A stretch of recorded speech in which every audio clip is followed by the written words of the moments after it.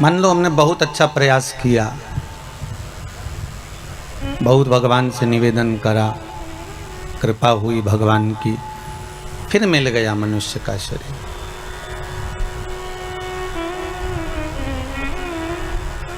पर उस मानव के शरीर को पाने के बाद अगर हम भगवान की भक्ति से वंचित रह जाएं, भगवान की दया से, कृपा से या उसके भजन से हम दूर रह जाएं, तो फिर इस मनुष्य शरीर को पाने का कोई सुख नहीं।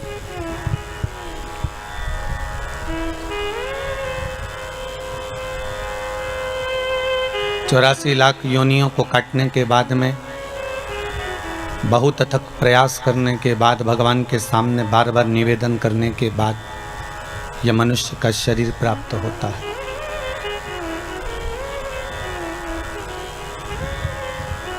किसी व्यक्ति ने एक प्रश्न किया है कि गुरुदेव,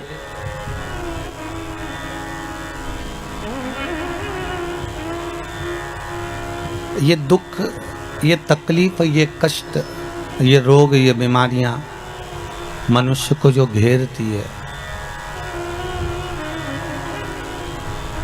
ये दुख, ये तकलीफ, ये कष्ट जो मानवों को आते, इसके आने का कारण क्या है?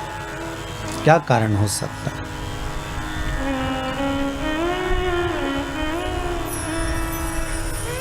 क्या हमने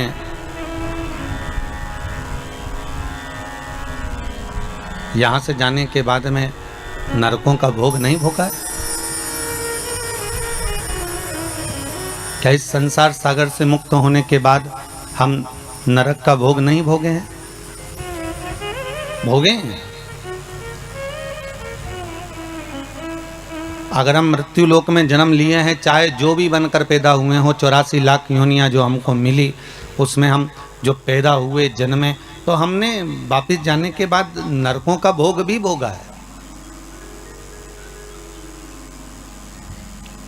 पर हो सकता है कि वो नरकों का भोग भोगते भोगते जब हम थक गए हों, तो भगवान से ही हमने प्रार्थना कर ली हो कि प्रभु अब तो क्षमा करो और एक काम करो कि अब हमको वापस मृत्यु लोक में जन्म दे दो, बाकी का बचा कुचा वहां पर भोग लेंगे।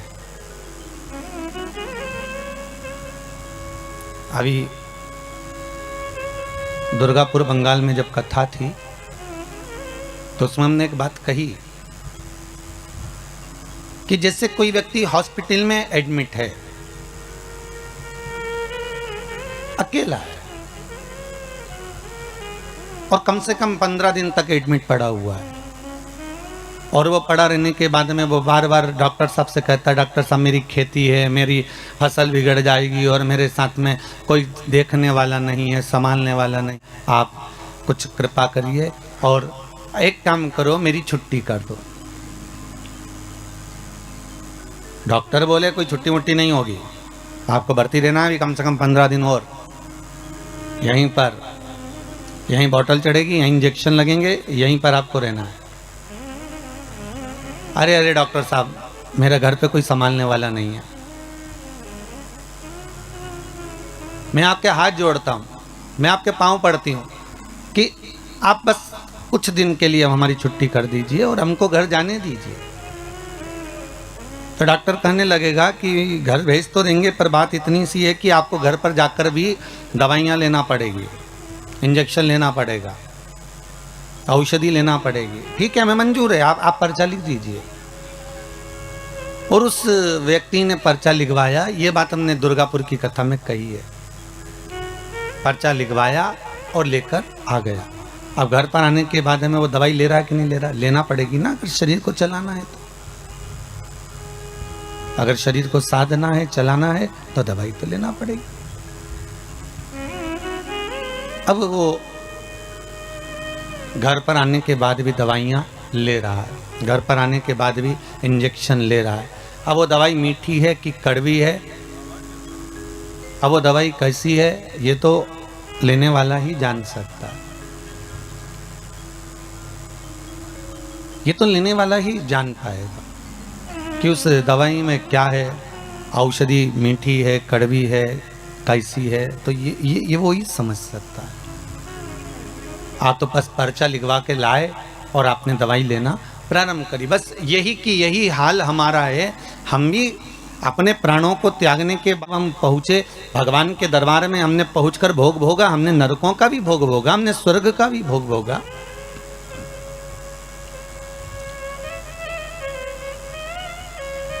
हमने नरक का भोग भोग लिया, पर जब नरकों का भोग भोगने के बाद हम थक गए, हम परेशान हो गए और बहुत ज़्यादा हताश हो गए, तब भगवान से कहा अब हमारी छुट्टी कर दो और हमारा एक पर्चा लिख दो, हम नीचे जाके ले लेंगे। अर्थात जो बचा कुचा भोग है नरक का, बचा कुचा दुख है, तकलीफ है, कष्ट है, वो मनुष्य के शरीर में हम नीचे आकर क्यों भोग रहे हैं? क्योंकि हम उस परमात्मा से पर्चा लिखवा कर लाए हैं कि हमको बाकी का भोग हम घर जाकर भोग लेंगे, हमको जाने दीजिए, हमको यहाँ रहना नहीं है, अब हमें यहाँ से मुक्त कर दीजिए, अब हमको यहाँ से जाने दो, यहाँ सुख का भान नहीं हो रहा, अब हमें जाने दीजिए। बस यही जीवन है, दुख और सुख मानव के जीवन के पहलू हैं। और संसार सागर में अगर उसने जन्म लिया है, संसार सागर में अगर वो आया है, संसार सागर में अगर उसका जन्म हुआ है, तो संसार सागर में जन्म लेने के बाद उसको सुख और दुख का भान तो करना ही पड़ेगा, सुख और दुख का स्मरण तो करना ही पड़ेगा, उसको कर्मों का भोग तो भोगना ही पड़ेगा। इसलिए हम बार बार कहते हैं कि मत बुरे कर्म कर बंदे वरना पछताएगा, भगवान की आंखों से तू बच नहीं पाएगा, तू बच नहीं पाएगा। अरे ओ अज्ञानी मत कर नादानी। इस संसार सागर में जन्म लेने के बाद हमारे को जो भोगना है वो कर्म के अनुसार भोगना है, हमें कर्म के अनुकूल रहना है। अगर थोड़ा भगवान का भजन मिल रहा है, थोड़ा स्मरण मिल रहा है, थोड़ा संकीर्तन मिल रहा है, थोड़ा इस मानव के शरीर को पाने के बाद अगर हम भगवत भक्ति में कहीं डूबे हुए हैं तो ये परमात्मा की कृपा से ही डूबे हुए हैं, परमात्मा की दया से ही डूबे हुए हैं। और वो परमात्मा की कृपा, परमात्मा की दया सुख का मूल स्थापित करने वाली, सुख मूल को देने वाली। देखिए झाड़ू जो बनाई जाती है ना, वो स्वतः ही कचरा है। उस कचरे को साफ करने के लिए झाड़ू में बंधन होना जरूरी है। अगर वो बंधन होगा तो वो कचरा साफ करती रहेगी। उसी तरह संसार सागर में आने के बाद परमात्मा का बंधन इस मानव देह के साथ होना जरूरी है, इस आत्मा के साथ होना जरूरी है। जब ये मानव के साथ में, मानव देह के साथ में, इस आत्मा के साथ में परमात्मा का बंधन होगा तो उस बंधन से वो संसार के काम, लोभ, विषय, आसक्ति, तृष्णा के कचरे को साफ कर सकता है। उस बंधन का होना जरूरी।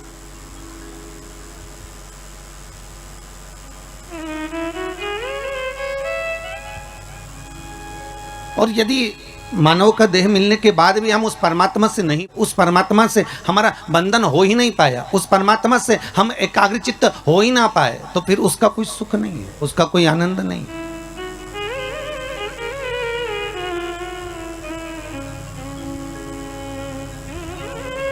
ये बंधन ये परमात्मा का है। जैसे आप रोज गंगा नहाने नहीं जा सकते, आप रोज सरयू का स्नान करने नहीं जा सकते, आप रोज छिपरा का स्नान करने नहीं जा सकते, आप रोज प्रतिदिन कहीं मंदाकिनी का स्नान करने नहीं जा सकते, तो हमारे हिंदू धर्म में रीति बना दी कि गले में तुलसी की माला पहन लो, रुद्राक्ष की माला पहन लो। तो क्या तुलसी और रुद्राक्ष पहनने से होगा क्या? तो हमारे यहाँ शास्त्र वर्णन करता है कि हम गले में जब तुलसी की माला धारण करते हैं, हम गले में जब रुद्राक्ष की माला धारण करते हैं, एक लोटा भरा हुआ पानी भी अगर हमने अपने शरीर पर डाला तो वो तुलसी और रुद्राक्ष से होकर जब इस श्री विग्रह पर, जब इस शरीर पर जाता है, वो पानी तुलसी का लगा हुआ, वो रुद्राक्ष का लगा हुआ जल जब इस शरीर पर जाएगा तो हमें गंगा, यमुना, सरयू, सरस्वती सबके स्नान का पुण्य एक साथ प्राप्त हो जाएगा। मात्र उस जल का स्पर्श हो जाने पर, तुलसी के जल का, रुद्राक्ष के जल का मात्र अपने ऊपर सींचन ही हो जाने पर वो फल की अनुभूति हो जाती है, वो फल प्राप्त हो जाता है।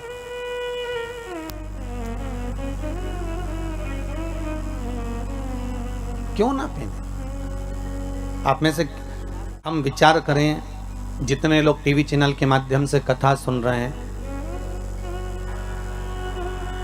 गले में अगर आपके तुलसी की माला है और आप प्रतिदिन स्नान करने के लिए भले वॉशरूम में जा रहे हैं और स्नान कर रहे हैं, एक लोटा पानी भी अगर आपके शरीर पर डल रहा है तो वो तुलसी से निकलकर इस शरीर पर जब जाता है तो गंगा यमुना सरस्वती के स्नान का पुण्य मिल जाता है। गले में अगर रुद्राक्ष की माला है, आप अगर स्नान करें और रुद्राक्ष का जल आपके शरीर पर जा रहा है तो उसका फल 1000 गुना प्राप्त हो जाता है, 1000 गुना फल। अरे कितना सुंदर भाव कहा है महाराज जी कि स्कंद पुराण में 16 मुखी तक रुद्राक्ष का वर्णन है, शिव महापुराण में 14 मुखी तक रुद्राक्ष का वर्णन। शिव महापुराण और स्कंद पुराण कहती है कि मात्र अगर रुद्राक्ष का जल ही, केवल एक रुद्राक्ष का, अगर असली रुद्राक्ष अगर आपके पास में है और उसको पानी में गलाया गया है और उसका जल ही अगर हम आचमन कर लिया तो उससे भी हजारों रोग हमारे समाप्त हो जाते हैं। मात्र रुद्राक्ष का जल का आचमन ही कर लेने पर वो औषधि का कार्य भी कर जाता है, वो आनंद की अनुभूति भी कर जाता है।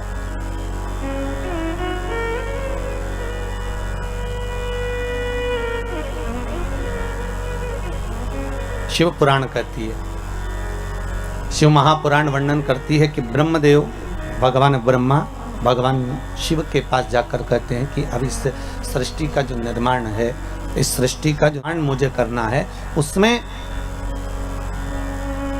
संसार की जितने जीवों का हम निर्माण करेंगे उन जीवों को जीवित रहने के लिए कुछ ना कुछ सुख हमें किसी के साथ जोड़ना पड़ेगा।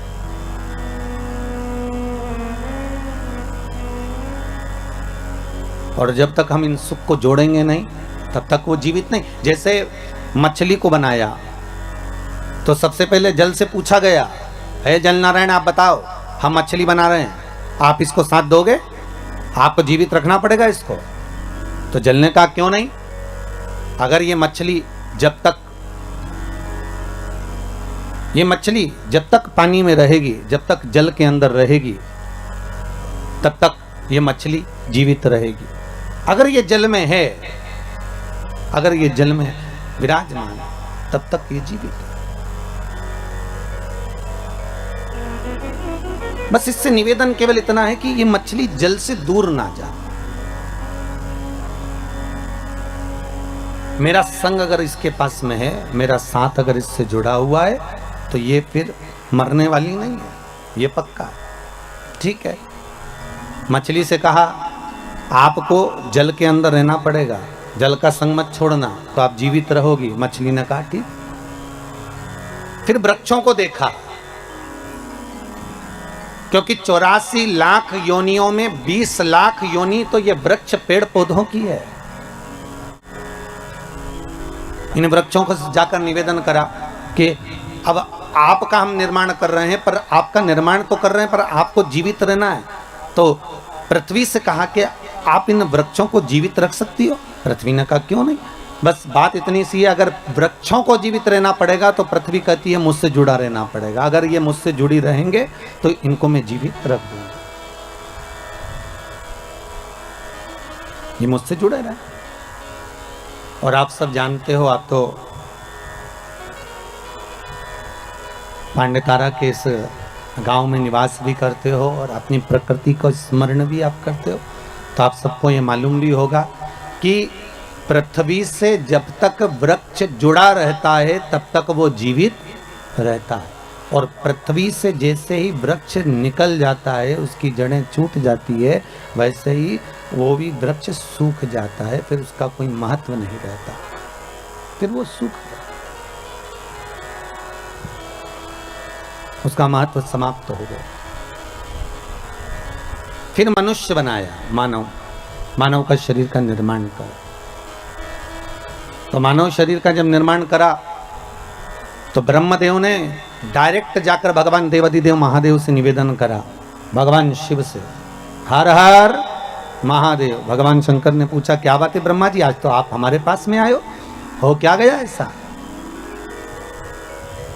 कैसे आना होगा? ब्रह्मा जी कहते हैं महाराज जी बस आने का कारण केवल इतना सा है कि अब हम मनुष्य का निर्माण कर रहे हैं, मानव शरीर का निर्माण कर रहे हैं, तो मानव शरीर को जीवित अगर रहना है, मानव शरीर को अगर मनुष्य शरीर को बनाए रखना है तो उसके निर्माण में आपकी जरूरत है। शंकर जी ने पूछा वो कैसे? शिव जी से ब्रह्मा जी ने कहा कि संसार को अगर श्वास प्रदान करने वाला है, संसार को अगर दुख का नाश करने वाला है, संसार को अगर जीवित रखने वाला है, संसार को अगर मनुष्य देह को स्थिर रखने वाला है तो वो देव महादेव है, वो शंकर है। तो आपसे निवेदन केवल इतना है कि हम मनुष्य का जब निर्माण करें तो हमारा भोलेनाथ, हमारा शंभु, हमारा शंकर, हमारा देवाधिदेव महादेव इनको जीवित रखने में संग प्रदान कर दे।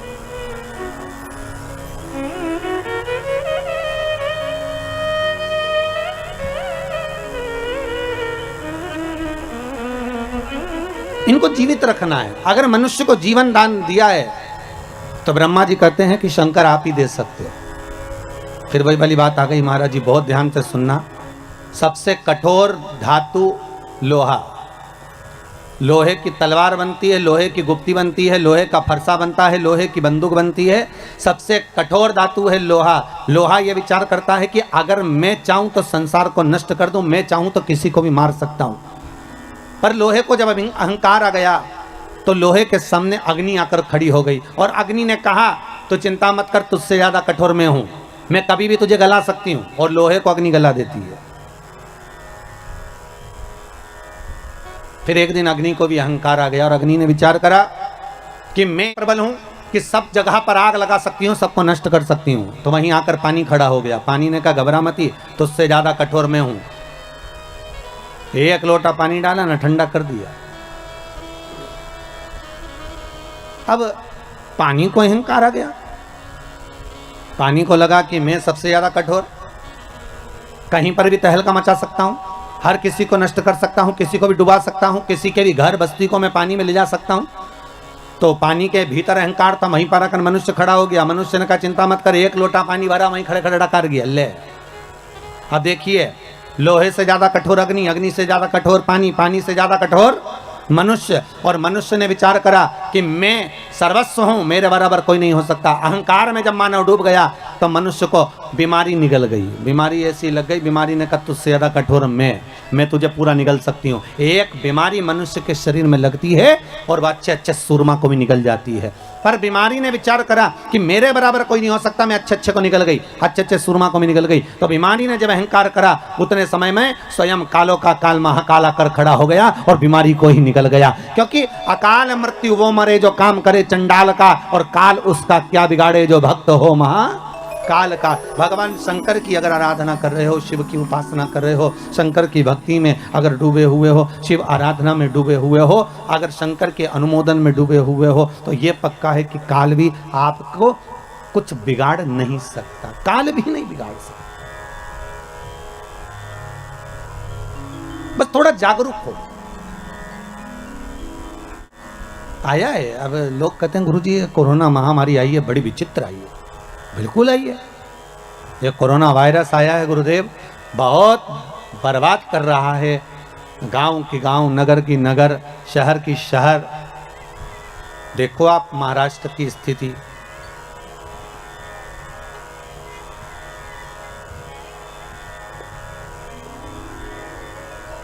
मध्य प्रदेश क्या, यूपी क्या, हरियाणा क्या, पंजाब क्या, बंगाल क्या, असम क्या, गुजरात क्या, स्थिति देखिए कितनी विचित्र। इतनी कोरोना महामारी फैली हुई है गुरुदेव। भय सा लगने लगा है। ऐसा लग रहा है कि ये मौत का एक जाल बिछा दिया गया है। पर शंकर की कथा कह रही है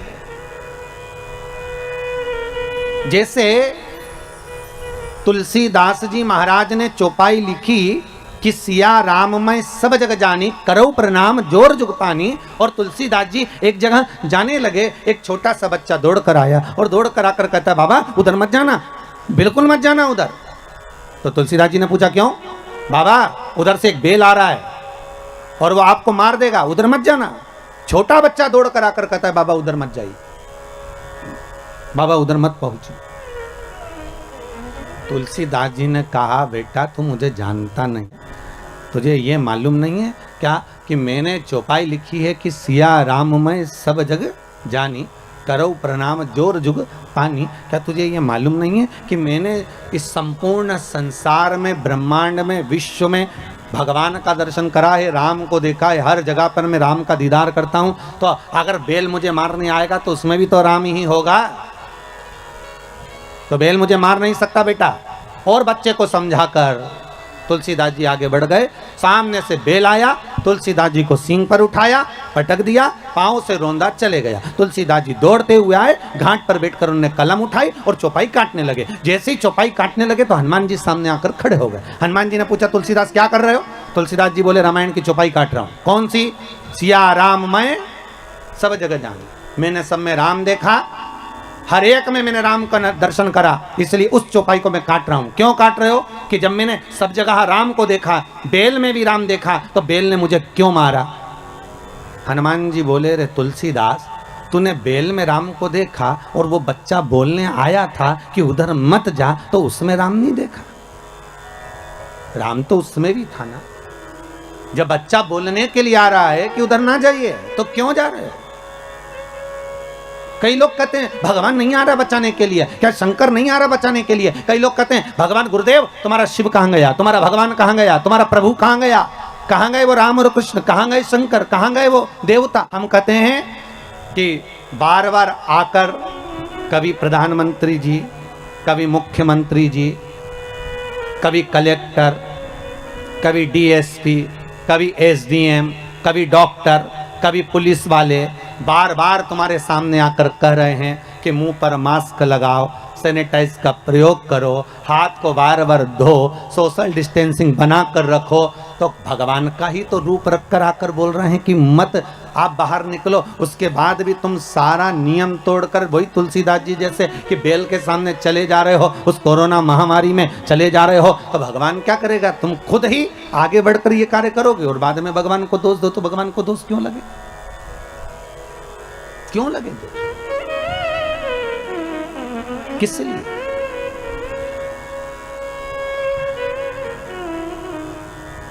बस निवेदन इतना है, भय मत खाइए,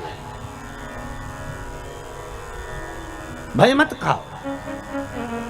कमाने के लिए जिंदगी पड़ी हुई है, पूरा जीवन कमाने के लिए रहा है और खूब कमाओगे, फैक्ट्रियां भी 4 लगा लोगे, दुकान भी खोल लोगे, जायदाद भी बढ़ा लोगे, सब हो जाएगा। पर कब होगा? जब ये शरीर रहेगा तब। मालूम पड़े कि तुम बाहर निकले और कोई वायरस तुमको लग गया, तो तुम कमाने के चक्कर में भूल गए कि कोई वायरस से नहीं लगाया, मास्क नहीं लगाई, दूरी तुमने प्रयोग ही नहीं करा बार बार हाथ धोने का, और वायरस लग गया, तो विचार करो फिर कमाने का मौका मिलेगा क्या? फिर क्या ऊपर जाके कमाओगे? इसलिए शरीर का मोल तत्व समझो, हीरा को परखइयो राम कोई नहीं रहे। इस शरीर के मोल तत्व को हमें समझना है, भय नहीं खाना है,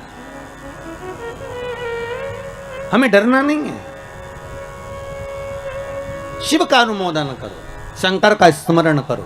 और जो भय खा रहे हैं, जिनको लग रहा है कितना सुंदर कहा महाराज, एक सुंदर एक व्हाट्सएप पर एक न्यूज़ थी कि आधे से ज़्यादा लोग वायरस के उस लगने पर बीमार हुए वो अपनी जगह पर हैं, पर दुनिया के लोग जो मर रहे हैं वो टेंशन में मरे जा रहे हैं कि ये हम अब होगा क्या, अब होगा क्या। अरे भगवान के भरोसे छोड़कर भगवान शिव का गुणगान करो, स्मरण करो। किसी बच्चे ने एक बहुत सुंदर मैसेज किया है सीहोर, उस मैसेज को भेजा गया, समीर जी ने यहाँ भेजा है कि गुरुदेव से कहना कि शिव महापुराण की कथा लगातार देते रहें, जिससे सारे हमारे मोहल्ले के लोगों का मन अब कोरोना महामारी की ओर से हटकर भगवान की कथा में लग जाता है, तो थोड़ी देर चैन की नींद आ जाती है, नहीं तो रोज वही की वही कथा, वही की वही कोरोना चलता रहता है। तो इससे जागरूकता बने, आप जागो, मौका मिल रहा है स्मरण करने का। भय ना खाइए, डरिए ना, बस थोड़ा सा व्यवस्था बना कर चलो। जपते रहो श्री शिवाय नमस्तुभ्यम। जम के बोलिए श्री शिवाय नमस्तुभ्यम। फिर एक बार बोलिए श्री शिवाय नमस्तुभ्यम। ये शंकर का मूल मंत्र है, या ओम नमः शिवाय जब ये पंचाक्षर मंत्र है, या मर्जी पड़े आपकी तो महामृत्युंजय का अनुष्ठान कर लीजिए, स्मरण कर लीजिए, पर कहीं मत जाओ, अपने घर में बैठकर भगवत स्मरण में डूबे रहो। शिव कथा कह ब्रह्मा जी कर रहे हैं भगवान शंकर से, शिव से निवेदन कर रहे हैं, हे भोलेनाथ, हे शंभु, संसार के लोगों को आपको जीवित रखना है, संसार के लोगों को आपको जीवित रखना है भोलेनाथ। शिव जी ने कहा ठीक है, अगर आप कह रहे हो कि संसार के लोगों को मुझे रखना है तो मना नहीं है। पृथ्वी से कहा वृक्षों को आप जीवित रखना, जल से कहा मछली को आप जीवित रखना, जल ने कहा मछली मेरा संग रहेगी तो जीवित रहेगी, पृथ्वी कहती है वृक्ष मेरा साथ रहेंगे तो जीवित रहेंगे। शंकर जी कहते हैं संसार का मनुष्य मेरा भजन करता रहेगा तो जीवित रहेगा, अगर मुझसे वंचित हो गया, छूट गया तो उसकी कोई जवाबदारी, उसकी कोई गारंटी नहीं। वंचित अगर है तो उसका कोई सुख नहीं।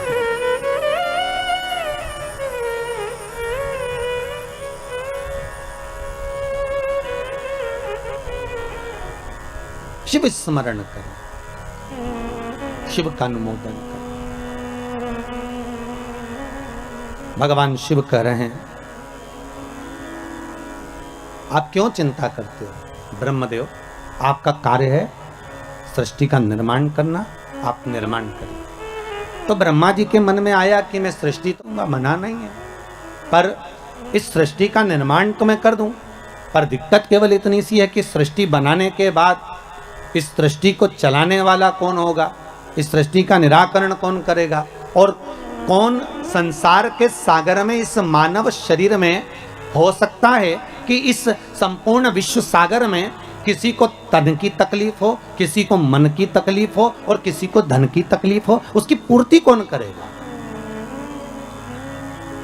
मान लो अगर मैंने बना भी दिया इस संसार सागर को, ब्रह्मा जी कर रहे हैं, अगर मैंने बना दिया इस संपूर्ण सागर को, अगर मनुष्य की देह भी बना दी तो इसका भरण पोषण करने वाला कौन होगा।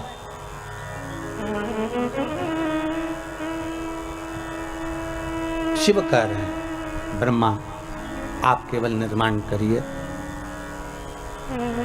बाकी का सब शिव कह रहे हैं कि मेरे ऊपर छोड़ दीजिए, आप मेरे ऊपर छोड़ दो।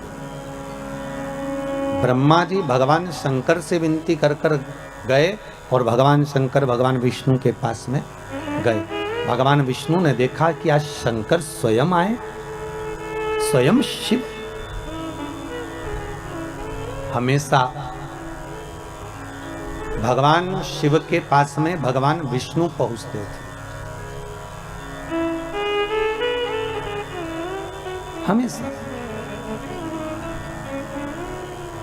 और आज स्वयं त्रिकालदर्शी शंकर भगवान विष्णु के यहाँ, तो भगवान विष्णु उठकर खड़े हो गए कि भोलेनाथ आए हैं, आइए प्रभु पधारो,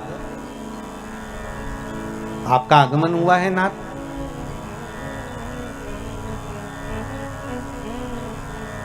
भगवान शंकर जैसे ही सामने पहुंचे तो भगवान विष्णु ने लक्ष्मी जी से कहा, लक्ष्मी संपूर्ण कार्य को छोड़ दीजिए और संपूर्ण कार्य छोड़कर आज भगवान देव अधिदेव महादेव आए हैं, उनके आदर में लग जाइए।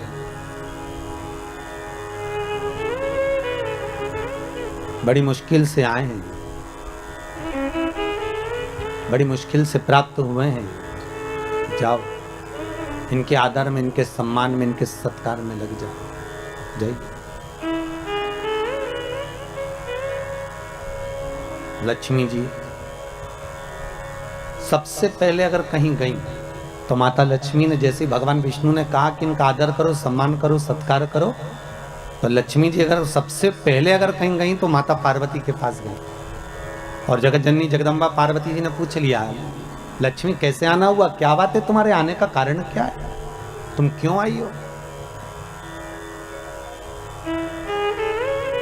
लक्ष्मी जी बोली, पार्वती आज भगवान भूत भावन भूतेश्वर भगवान शंकर, आज त्रिलोकी का नाथ त्रिकालदर्शी कैलाशी अविनाशी शिव बैकुंठ में आए। पार्वती जी बोली कि शंकर और बैकुंठ,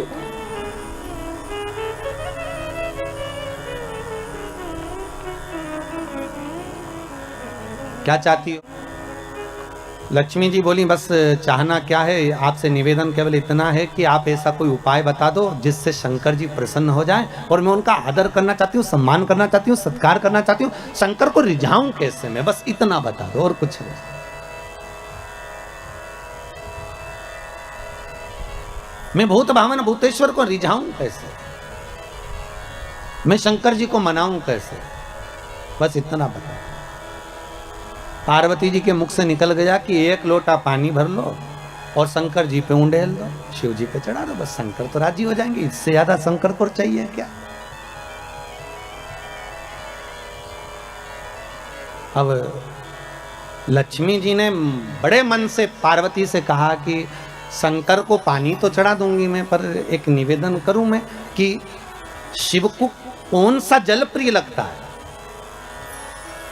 हम शंकर को कौन सा जल चढ़ाने की शंकर प्रसन्न हो जाए।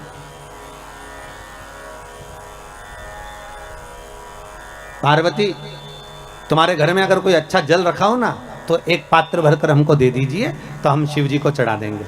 और शिव महापुराण की कथा बार बार कहती है कि मंदिर जाओ तो मंदिर का लोटा उठाकर मंदिर का ही पानी भरकर मंदिर के शंकर को मत चढ़ाओ।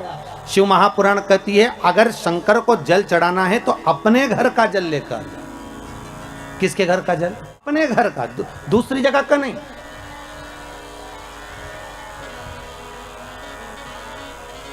आपके द्वारा लाया गया, आपके द्वारा लेकर गया हुआ जल।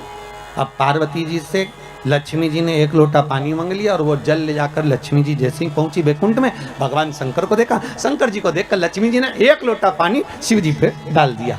शंकर भगवान, अब अभी तो भगवान विष्णु को बोलना था हर हर महादेव, शंकर भगवान खुद बोल दिया हर हर महादेव। तो जैसे ही बोले हर हर महादेव तो भगवान विष्णु समझ गए जरूर कुछ गड़बड़ हो गई हो। तो भगवान विष्णु ने पूछ लिया भोलेनाथ जी से, प्रभु क्या बात है, आप हर हर महादेव बोल दिए। शंकर भगवान बोले बात इतनी सी है कि बताओ पानी भी हमारे घर का लेके आइए, जो चढ़ा रही है वो पानी भी हमारे घर का।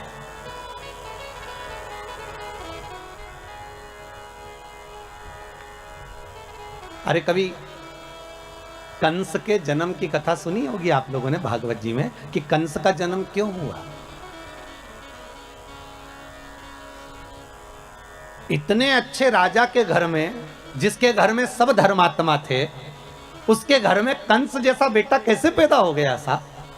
उसका कारण केवल इतना सा था, ये कंस कौन था? पूर्व समय में कुबेर के दरवाजे का द्वारपाल।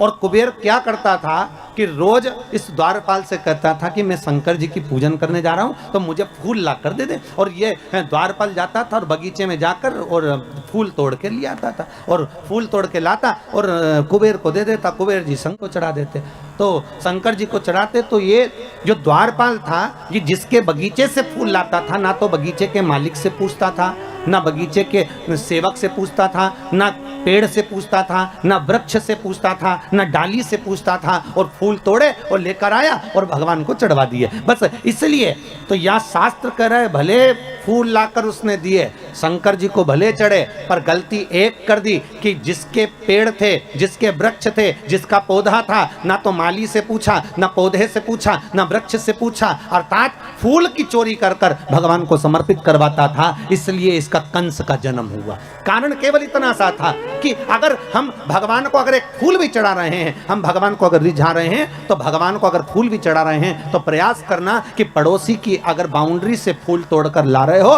तो पहले पड़ोसी से पूछो क्या हम फूल लेकर चले जाएं, क्या हम फूल ले आए।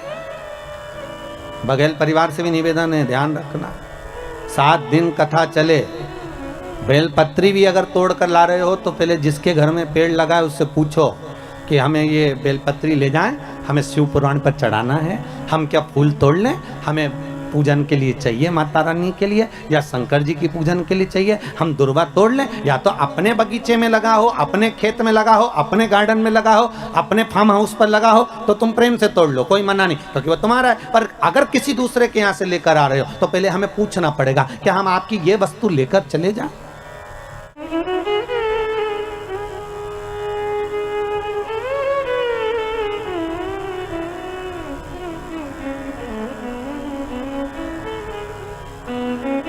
उससे पूछना पड़ेगा। अब ऐसे तो एक माता जी की चप्पल खो गई और माता जी ने कहा गुरुजी हम तो तुम्हारी कथा सुनने आए थे और हमारी चप्पल चोरी चली गई। मैंने कहा अच्छा है, भगवान ने कृपा कर दी, तेरे वैसे ही समय बेकार चल रहा था, तेरा शनि राहु केतु दूसरा ले गया, अच्छा हुआ, भगवान ने बड़ी कृपा करी तेरे ऊपर। फिर तुम कैसे गई? आओ हम दूसरे की ले गए। मैंने कहा हे भगवान, खुद का शनि गया था, दूसरे का केतु पकड़ लाई। अब लाभ क्या हुआ ये बताओ, सुख की अनुभूति क्या हुई है? हमें नहीं चाहिए। हम अगर भगवान को रिझा रहे हैं ना महाराज, तो शिव महापुराण की कथा कहती है अगर भगवान को रिझा रहे हो, तुम्हारे पास में कुछ है तो ठीक है, नहीं है तो ठीक है। शंकर को एक लोटा पानी हो तो चढ़ा दो, घर का हो तो चढ़ा दो, अगर पानी भी नहीं है तो शिव को रिझाने के लिए 3 बार ताली बजा दो, चल जाएगा। इतना भी नहीं है तो बेलपत्र चढ़ा दो, बेलपत्र भी नहीं है तो शंकर पे चढ़ी हुई बेलपत्र उठाकर धोकर वापिस शंकर को चढ़ा दो, और बेलपत्री भी नहीं है तो शंकर को प्रणाम कर लो। इतना भी नहीं कर सकते कि मंदिर के अंदर भी नहीं जा सकते तो मंदिर के दरवाजे को प्रणाम कर लो, मंदिर के दरवाजे को भी प्रणाम नहीं कर सकते तो मंदिर के शिखर को प्रणाम कर लो। शिखर दर्शनम सर्व पाप नाशनम, बस इतना भी कर लिया और ये भी नहीं कर सकते तो शिव महापुराण की कथा कहती है भूल से भी शंकर के मंदिर के सामने से निकल कर चले जाओ तो भी शंकर करुणा कर देता है, तो भी शिव कृपा कर देता है। मात्र निकल कर जाने पर भी शिव की करुणा शिव की कृपा हो जाती है, मात्र उसके दरवाजे के सम्मुख से निकलकर चलेगा वही सुख हो गया। महाराज शंकर को जो तुम्हारे पास में है, शिव को उस वस्तु से रिझाने का प्रयास करो। शंकर को बाहर से कुछ लाकर देने की जरूरत नहीं है। करो मंत्र जाप, करो नाम जाप। अरे भाई घर में धन होगा तो चोरों की नजर जरूर होगी, अगर सुंदरता होगी तो लुच्चों की नजर जरूर होगी, और अगर हृदय में भक्ति होगी तो भगवान की नजर जरूर होगी। ये पक्का, भगवान की दृष्टि आप पर पड़ी रहेगी। अगर आप भगवान का भजन कर रहे हो तो, आप शिव का स्मरण कर रहे हो तो, आप शंकर का अनुमोदन कर रहे हो, आप भगवान भक्ति का नाम जाप कर रहे हो तो भगवान की दृष्टि पड़ी हुई। करो भजन बस। भगवान शिव ने जैसे कहा हर हर महादेव, भगवान विष्णु समझ गए जरूर कुछ बात हो गई है महाराज। हर हर महादेव शंकर जी बोले, मतलब भगत बोले चल जाए, पर भगवान बोले तो नहीं चले हो। और आज तो भगवान खुद बोल रहे हैं हर हर महादेव, तो भगवान विष्णु ने पूछ लिया। अब मन में बात रह भी नहीं चाहिए, रख के करो क्या। एक गुरु के सामने, माता पिता के सामने, घर के बुजुर्गों के सामने, घर के बड़े के सामने अपने दिल की बात कह देना चाहिए। और अगर किसी से नहीं कहो ना तो गुरु से तो कह दो, या अपने जो इष्ट हैं, अपन जिनको मानते हैं, अपन जिसको पूजते हैं उसके सामने कह दो।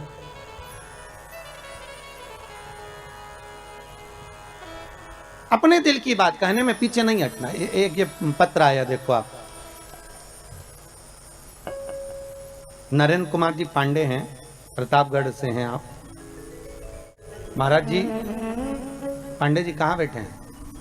अच्छा आप ही आए। कहा है गुरु जी, बहुत चिंता रहती थी, पर जब से श्री शिवाय नमस्तुभ्यम का एक माला कर रहा हूं, केवल 1 महीने में ऐसी बाबा ने कृपा कर दी कि सोचा भी नहीं था। पांडे जी कहाँ से आया? मैं गुरुवर प्रतापगढ़ सदर बाजार से आया हूँ जी। और मैं बहुत भाग्यशाली हूँ। मैंने अपने जन्म में सोचा नहीं था कि आपके दर्शन होंगे, नहीं नहीं, बाबा की मैं कृतार्थ हो गया और मैं बघेल परिवार का ऋणी रहूंगा आजीवन, जिन्होंने ये प्रोग्राम रखा और आप तक आने का मौका दिया। बाबा की ये तो कृपा है। आपको भगवान शंकर का श्री शिवाय नमस्तुभ्यम का जाप क्या फल देगी, आप खुश होकर मेरे को जरूर बताएं। बाबा जी मैं कुछ नहीं कह सकता, मेरे पास शब्द नहीं है। आपने जो गुरु मंत्र दिया है मैं मरते दम तक इसको छोड़ूंगा नहीं। श्री शिवाय नमस्तुभ्यम को जी मैं बिना इसको किए घर से नहीं निकलता बाबा। जी बाबा की कृपा है ये तो। भोलेनाथ बहुत कृपा कर रहे हैं मेरे ऊपर और ये सब आपका दिया हुआ है बाबा। मैं आपको फिर से साष्टांग करता हूँ। नमः शिवाय। बैठिए बैठिए पंडित जी। बहुत सुंदर सुंदर प्रसंग आपने आपके पत्र में लिखा है कि मेरी बेटी का एग्जाम में भी पास हो गई, उसका बहुत कुछ फल मुझे मिला है। ना आपसे हमारा कभी मिलना हुआ, ना आप हमें जानते, बस केवल टीवी चैनल के माध्यम से आपने कथा सुनी है और उस मंत्र को जपा जिस मंत्र को इस शिव महापुराण का गुरु मंत्र कहा जाता है। भागवत का मूल मंत्र है ओम नमो भगवते वासुदेवाय और शिव महापुराण का मूल मंत्र है श्री शिवाय नमस्तुभ्यम। हम बार बार लोगों से कहते हैं अगर दुख आया है ना, तकलीफ आई है ना, कष्ट आया, माना ये कोरोना जैसा गया, कई लोगों के प्राण छूटे जा रहे हैं, उनसे निवेदन है इस मंत्र को मत छोड़ो, आप जपते रहो साहब, आप जपते रहिए। आप जितना स्मरण करोगे इस मंत्र का, अरे विचार करो, राजा श्वेत के प्राण लेने के लिए यमराजा गया और राजा श्वेत को नहीं मालूम कि मेरी मृत्यु अभी लिखी है। 21,600 श्वास में से कौन सी श्वास आखिरी है ये किसको मालूम है साहब, किसको मालूम? कौन सा दान, कौन सा पुण्य, कौन सा भजन, कौन सा संकीर्तन, कौन सा मंत्र जाप हमारे कब काम आ जाए ये किसी को नहीं मालूम। एक राजा के मन में आया कि मैं राजा हूं पर मुझे ये नहीं मालूम कि मरने के बाद होता क्या है, मेरे को जानना है कि मरने के बाद क्या होता है। तो राजा ने अपने मंत्रियों को बुलाया कि तुम मरो और हमें खबर दो।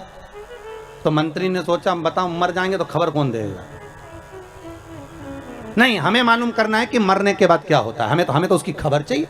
अब नगर में एक बहुत कंजूस व्यक्ति रहता था, उसने सोचा पैसा खूब मिलेगा, राजा बोल रहा है मुंह मांगा धन दिया जाएगा जो ये बता दे कि कब्र के अंदर मरने के बाद क्या होता है, अंदर कब्र के अंदर मरने के बाद क्या होता है। तो उस कंजूस ने सोचा एक काम करते हैं, पैसे के चक्कर में पैसा तो मिल जाएगा ना, एक काम करते राजा से कह देते हैं कि मुझे कब्र में दफना दो, जैसे एक मुर्दे को लेकर जाते हैं वैसा मुझे लेकर जाओ और कब्र के अंदर मुझे दबा दो, ठीक है।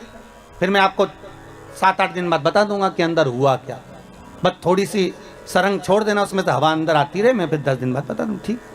राजा ने कहा कर दो। कंजूस ने सोचा मुंह मांगा धन मिलेगा।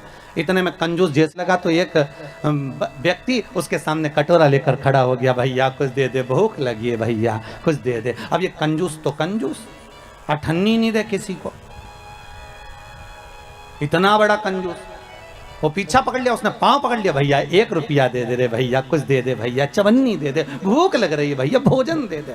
इसको गुस्सा आई, इसने कचरा पड़ा था, बहुत सारी पेड़ की पत्तियां पड़ी थी, सूखी पत्तियां, इसने उठा के उसके कटोरे में डाल दी, ले खा ले, और गुस्से में डालकर ये चला गया। और इसको लोग बांध बुंदा के ले गए, कब्र में दफना दिया, अंदर एक पाइप डाल दिया और उस पाइप में से बस इसको श्वास लेने के लिए छोड़ दिया।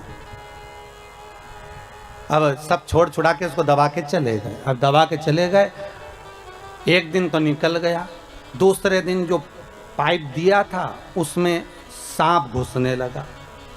अब जैसे सांप घुसने लगा बापड़े के प्राण छूटने लगे। भगवान पैसे के चक्कर में अच्छे मरे दादा, हम मर जाएंगे तो राजा को बताने कैसे आएंगे, और बताएंगे नहीं तो रुपया कैसे मिलेगा। अब सांप अंदर घुसे, इसके प्राण छूटे। फिर सांप अंदर जाए, इसने देखा कि सांप अंदर क्यों नहीं आ पा रहा, तो इसने देखा कि कुछ कचरा सांप को रोक रहा। सांप अंदर आ रहा और कचरा बीच में अड़ रहा, सांप फिर आ रहा, कचरा फिर अड़ रहा। 7 दिन तक ये देखता रहा कि वो कचरा सांप को अंदर नहीं आने दिया। 7 दिन बाद इसको निकाला गया, राजा के सामने खड़ा किया गया। राजा ने पूछा क्या होता है कब्र में मरने के बाद, तो उस कंजूस ने कहा बस यही होता है कि जो हमने दान किया होता है वो हमारे आड़े आकर खड़ा हो जाता है। मैंने कचरा दान दिया था तो सांप को कचरे ने ही रोक दिया है। हमने जो दान दिया, हमने जो पुण्य दिया, हमने जो सत्कर्म करा, आप लोग जो गौ माता के लिए दान देते हो, ब्राह्मण भोज के लिए दान देते हो, आजीवन भोजन भंडारे के लिए दान देते हो, मंदिर निर्माण के लिए दान देते हो, सत्कर्म के लिए और दान देते हो, किसी के लिए आप पुण्य का कार्य करते हो, तो वो पुण्य तुम्हारा दान, तुम्हारा भजन, तुम्हारा कीर्तन, तुम्हारा मंत्र जाप, जो शिव महापुराण की कथा आप सुन रहे हो, जो मंत्र का स्मरण आप कर रहे हो, जैसे भी पांडे जी बोले कि श्री शिवाय नमस्तुभ्यम मंत्र ऐसा मिल गया कि वो मंत्र मेरा जीवन संवार दिया। जिस मंत्र को आप जप रहे हो वो साधारण नहीं हो सकता, जो आप दान कर रहे हो वो साधारण नहीं हो सकता, जो पुण्य कर रहे हो वो साधारण नहीं हो सकता। ना जाने तुम्हारा दान, तुम्हारा पुण्य, तुम्हारा सत्कर्म कब तुम्हारे सामने आकर खड़ा हो जाए और तुम्हारे आड़े आकर सम्मुख में आ जाए और तुम्हारे जीवन को बचा ले। इससे बढ़कर कोई सुख नहीं हो सकता। इसलिए बारंबार जपते रहे श्री शिवाय नमस्तुभ्यम, ये मंत्र का जाप नित्य करते रहो, स्मरण में डूबे रहो। ये भाग है हमारा, ये पुण्यता है। आज शंकर भगवान स्वयं करें हर हर महादेव। भगवान शिव ने जैसी हर हर महादेव बोला तो पूछ लिया कि हर हर महादेव भगवान आप बोल रहे हो। भगवान विष्णु ने पूछा कारण क्या है। भगवान बोले कारण केवल इतना सा है कि दूसरी जगह का जल लाकर चढ़ाया, लक्ष्मी अंदर से लाकर एक लोटा पानी चढ़ाती तो मुझे सुख मिल जाता। मुझे नहीं चाहिए भाई। शंकर की सारे देवी देवताओं को तो लड्डू भी चढ़ाओ, चुंदड़ी भी चढ़ाओ, आभूषण भी चढ़ाओ, शंकर जी को तो बेलपत्री चढ़ाओ, फूल चढ़ाओ, पानी चढ़ाओ, नी भी हो तो 3 बार ताली बजाया, वो भी नी बने तो हर हर महादेव, वो उतने में शंकर राजी हो जाते हैं। इससे बढ़कर कृपालु और कहाँ मिलेगा ये बताओ। अरे वो चोरी करने के लिए चोर गया शंकर जी के मंदिर में और चोरी का सामान नहीं था, उजाला करने के लिए कोई वस्तु नहीं थी, तो खुद का कपड़ा जलाया, त्रिशूल में लपेट कर आग लगा के चारों तरफ देख दिया चोरी का सामान। और शंकर भगवान प्रसन्न हो गए, मांग तुझे क्या चाहिए। चोर बोला मैं तो चोरी करने आया था। शंकर भगवान बोले हम तो ये नहीं जानते कि तुम चोर हो कि कौन हो, पर तुमने हमारे मंदिर में शिवरात्रि के दिन उजाला करा, प्रकाश करा, दिया जलाया, आरती करी, मांगो क्या चाहिए। उसने कहा मैं मांगना नहीं जानता। शंकर भगवान ने कहा ठीक है तो मैं तुझे कुबेर का सिंहासन दे देता हूँ, जा कुबेर की कुर्सी पे तू बैठ जा। और चोर चले गया कुबेर की कुर्सी पर और कुबेर से जाकर कहा तुम नीचे उतरो। कुबेर ने बोला तू कौन? कि मैं चोर। तो तू चोर यहाँ कहां से आ गया? तो कि शंकर जी ने भेजा। कुबेर बोला मैं हड़ताल करूंगा। चोर बोला जो करना करो। शंकर जी ने बोला कुर्सी से नीचे उतरो, हम बैठेंगे। और चोर को कुबेर की कुर्सी पर बिठा दिया। कुबेर भगवान विष्णु के पास गए, नारायण नारायण। भगवान विष्णु ने पूछा क्या हो गया? शंकर भगवान के मंदिर में किसी ने रात को अपना कपड़ा जलाकर आरती उतार दी, शंकर जी ने उसको कुबेर बना दिया और मुझे नीचे उतार दिया। बताओ आप हमारी कुर्सी वापस दिलाओ। भगवान विष्णु बोले उनके मामले में हम कुछ नहीं बोल सकते, उनके मामले में हम नहीं बोलेंगे। क्यों? भगवान विष्णु बोले नारायण कहते हैं मैं उतना देता हूं जितना भाग्य में लिखा होता है, ब्रह्मा उतना देते हैं जितना कर्म में लिखा होता है, पर शंकर ना कर्म देखते हैं ना भाग्य देखते हैं। शंकर तो बस इतना देखते हैं कि मुझे दिल से रिझा लिया तो उन्होंने तुरंत उठाकर कुबेर बना दिया। मर्जी उनकी। कुबेर ने अपनी धर्मपत्नी से बोला सुन अपने पास में इतनी दौलत है पर आज तक कोई अपने घर में आकर देखता ही नहीं कि अपने पास कितना है। तो पत्नी ने बोला क्या करोगे? कुबेर बोला एक काम करते सबको निमंत्रण दे देते भोजन करने का। अच्छा दे दो। सारे देवी देवताओं के घर में निमंत्रण दिया है, सिगरी निमंत्रण। सिगरी निमंत्रण मतलब तुम्हारे यहाँ चूल्हा मत जड़ावे। सा परिवार भगवान विष्णु सा परिवार, ब्रह्मा सा परिवार, इंद्र सा परिवार, वायुदेव जलदेव सब सा परिवार, और सबको निमंत्रण दिया। पर शंकर भगवान को भूल गया। जिसने कुबेर का पद दिया था उसी को भूल गया। नारद जी ने आकर कहा कुबेर जी शंकर जी को बुलाया, भूल गए, आप जाओ बुलाने। शंकर जी आ जाएंगे? अब जाएंगे तो जाओ जाओ बोलो निमंत्रण तो दो। दौड़ कर गया, हर हर महादेव। शिव जी ने पूछा क्या बात है कुबेर? कुबेर बोले महाराज जी हम सबको निमंत्रण दिया है थे, तुम्हें भूल गए थे। फिर नारद जी ने कहा तब हम आए। अब बताओ किसी को निमंत्रण देने जाओ तो ऐसा बोलना चाहिए? अगर भूल गए थे तो ये बोलना ही नहीं चाहिए कि भूल गए थे। ये बोलना था कि परिवार के लोग हो, घर के लोग हो, इसलिए अपने घर वालों को बाद में भी निमंत्रण दिया जा सकता है। पर महाराज जी ने याद दिलाई इसलिए हम कहने आ गए। अब बुरा लगेगा कि नहीं लगेगा? अरे बोलो तो, वो तो शंकर जी थे। पांडे तारा की माता होती तो पहले कह देती, हमको तो बहुत बुरा लगा भैया, बताओ इतनी बाद में बुलाया हम। अरे बुरा लगेगा कि नहीं लगेगा अगर कोई तुमसे कहे कि हम तो बस भूल गए थे और तुमको बाद में बुलाने के लिए आ गए? अच्छा नहीं लगेगा। शंकर भगवान ने कहा क्या चाहते हो, आप हमारे यहाँ भोजन करने आओ।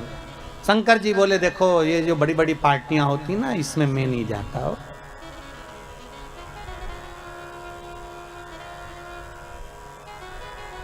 आप में से कितने लोग हैं जिनके घर में शादी होती होगी तो शमशान में पत्रिका देने जाते होगे?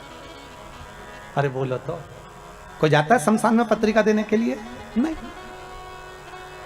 शंकर जी बोले भैया इतनी बड़ी बड़ी पार्टियां मैं अटेंड नहीं करता, मैं इतने बड़े बड़े फंक्शन, तो तुम्हारे यहाँ हमारे यहाँ किसको भेजोगे? शंकर भगवान बोले एक काम करेंगे, गणेश जी को भेज देंगे। इतने में कुबेर बोला इतना सा गणेश क्या खाएगा? शंकर जी ने मन में सोचा खाएगा तो तुझे ही मालूम पड़ जाएगा, अभी तूने देखा क्या, इतना सा गणेश हमारे यहाँ क्या खाएगा? फिर भी अब आप बोल रहे हो तो भेज देना, ठीक है हो कोई बात नहीं। इतने में कार्तिकेय ने जाकर माता पार्वती जी से कह दिया, माँ पिताजी ने बताओ भोजन करने के लिए गणेश जी को भेज रहे हैं, घर का बड़ा बेटा मैं हूं तो मुझे भेजना चाहिए ना। पार्वती जी ने शिव जी से पूछा आपने कार्तिक को क्यों नहीं भेजा? शंकर भगवान बोले पार्वती तू नहीं जानती कि किसको कहाँ भेजना है। जब एक ही तारीख की 2-4 शादियां होती है तो किसको कहाँ भेजना है ये घर की अम्मा बोलती है कि बेटा वहाँ चले जाना, बड़ा छोरा वहाँ चले जाना, बड़ी बहू वहाँ चले जाना, छोटा बहू छोटा छोरा वहाँ चले जाना। तो वो घर की जो माँ होती है पिता होता है ना वो भेजते हैं, ठीक है। तो शंकर जी ने बोला मेरी मर्जी में क्यों भेज रहा हूँ। जैसे ही गणेश जी आए शंकर जी ने कहा गणेश, हाँ पिताजी कुबेर के यहाँ भोजन करने जाना है। गणेश जी बोले मुझे मालूम था इसलिए 1 हफ्ते से कुछ नहीं खाया है, 1 हफ्ते से नहीं खाया। शंकर जी मन में सोचे औलाद तो हमारी, जब जाने की कई खुशी होती है ना तो लोगों को भूख नहीं लगती है। गणेश जी ने भी छोड़ दिया था खाना, और जैसे ही शाम को 7 बजे निमंत्रण चालू होना था गणेश जी पहुंच गए 4 बजे। कितनी बजे पहुंचे? 4 बजे। और जाते सी आवाज लगाए कुबेर भैया, ओ कुबेर भैया। अब कुबेर जी तो नहीं आए, कुबेर जी की पत्नी आ गई। क्या बात है? गणेश जी बोले भोजन करने आए। अच्छा।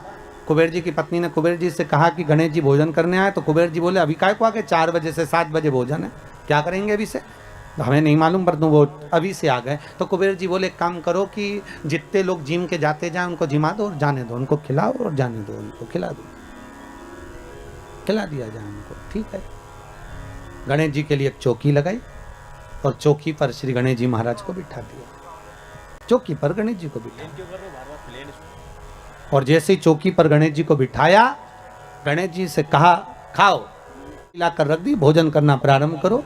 अब गणेश जी ने करना प्रारंभ किया तो गणेश जी कुबेर जी से पूछे भैया खाएं? हाँ खाइए। भाभी जी खाएं? हाँ हाँ खाइए। और गणेश जी ने जो खाना चालू करा 33 कोटि देवताओं का भोजन 15 मिनट में निपटा गया। 15 सब खा गया सारा।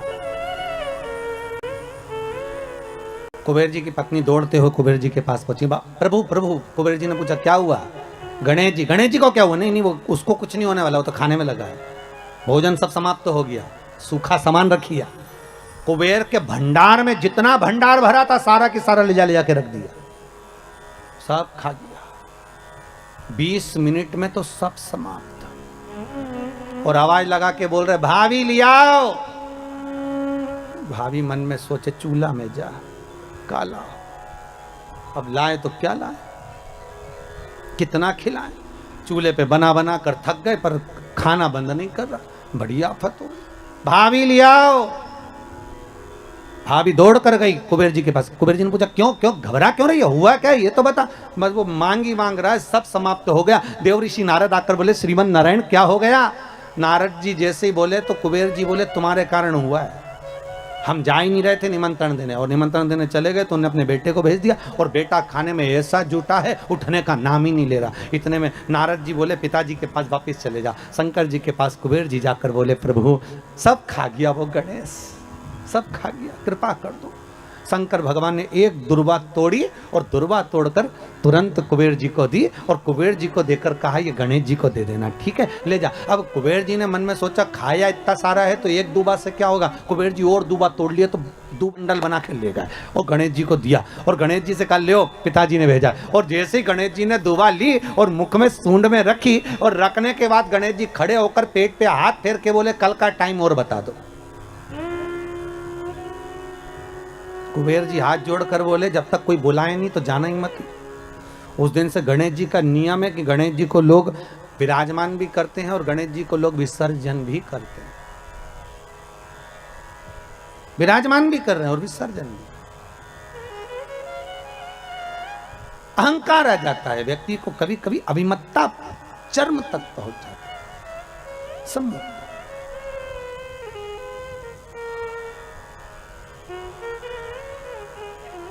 शिव कह रहे हैं मैंने लक्ष्मी से ये नहीं कहा कि तुम मुझे ये दो। भगवान शंकर कह रहे हैं नारायण मैंने आपसे भी नहीं कहा कि मुझे कोई वस्तु प्रदान करो, पर अगर लक्ष्मी जी को जल भी चढ़ाना था तो अपने ही घर का चढ़ा देती तो आज मुझे प्रसन्नता का भाव हो जाता। प्रसन्नता का भाव।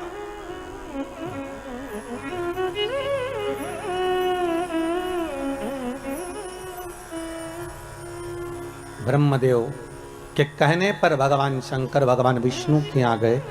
भगवान विष्णु ने आदर सत्कार करा। भगवान शंकर से पूछा भोलेनाथ कैसे आना हुआ है। शिव जी कहते हैं नारायण आने का कारण केवल इतना सा है कि संसार सागर में जब मनुष्य का जन्म होगा, मानव शरीर जब मिलेगा, उस मानव शरीर को अगर मान लो उसने भजन किया ना किया, उसने कीर्तन किया ना किया, उसने मंत्र जाप किया ना किया, उसने स्मरण किया ना, तो ऐसा कुछ करा जाए कि उस मनुष्य शरीर से आप रूप ही भगवत का भजन हो जाए, शिव नाम का स्मरण हो जाए, भगवान की भक्ति का प्रतिबिंब स्फुटित हो जाए, कुछ ऐसा किया जाए।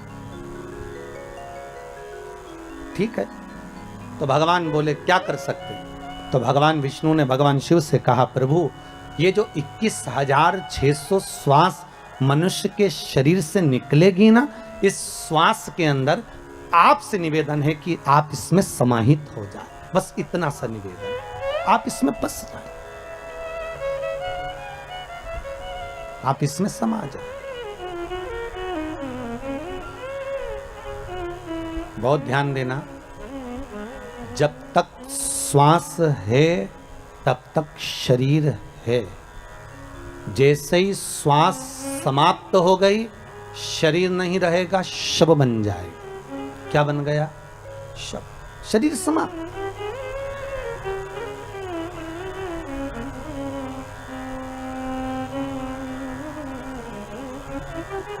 फिर वो शरीर नहीं रहा है, वो केवल एक शव बन गया। उसका मूल तत्व समाप्त हो गया। श्वास में शिव है।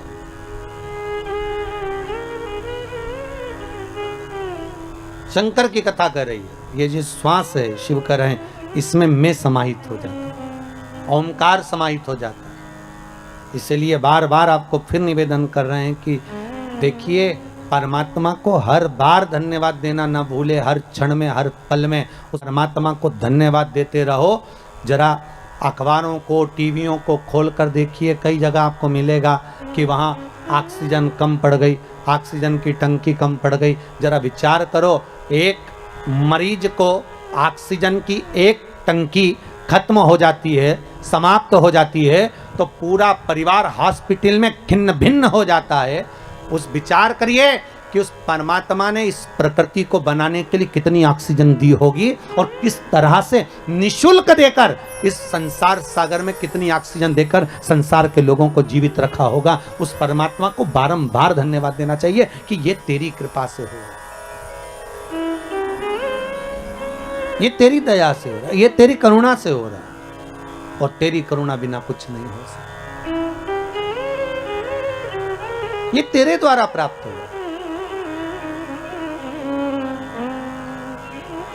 महाराज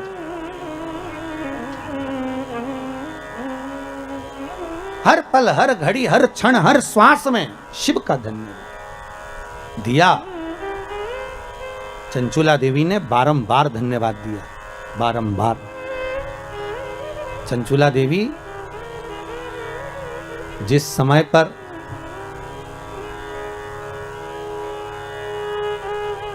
पार्वती जी की सखी बन गई थी चंचुला देवी,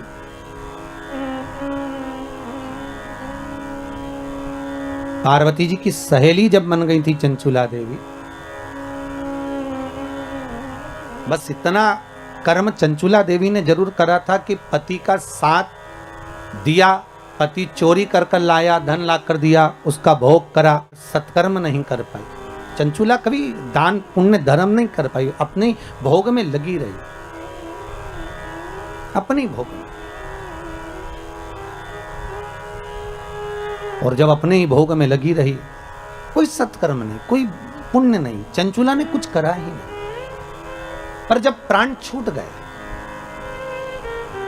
शिव महापुराण की कथा के रस तत्व में डूबने के बाद चंचुला के जब प्राण छूट गए, तब चंचुला देवी पहुंची भगवान शंकर के कैलाश धाम पर, और पार्वती जी की जब सखी बन गई, तब पार्वती जी से बारंबार बस एक बात कहती रही कि कुछ ऐसा कर दीजिए कि मेरा पति जो प्रेत योनि में पड़ा हुआ है, वो प्रेत योनि से मुक्त हो जाए, वो प्रेत योनि से छूट जाए। इतनी कृपा बस कर दो कि वो प्रेत योनि से मुक्त हो, प्रेत योनि से छूट जाए। ऐसी करुणा, ऐसी कृपा, ऐसी दया आप कर दीजिए। ठीक है।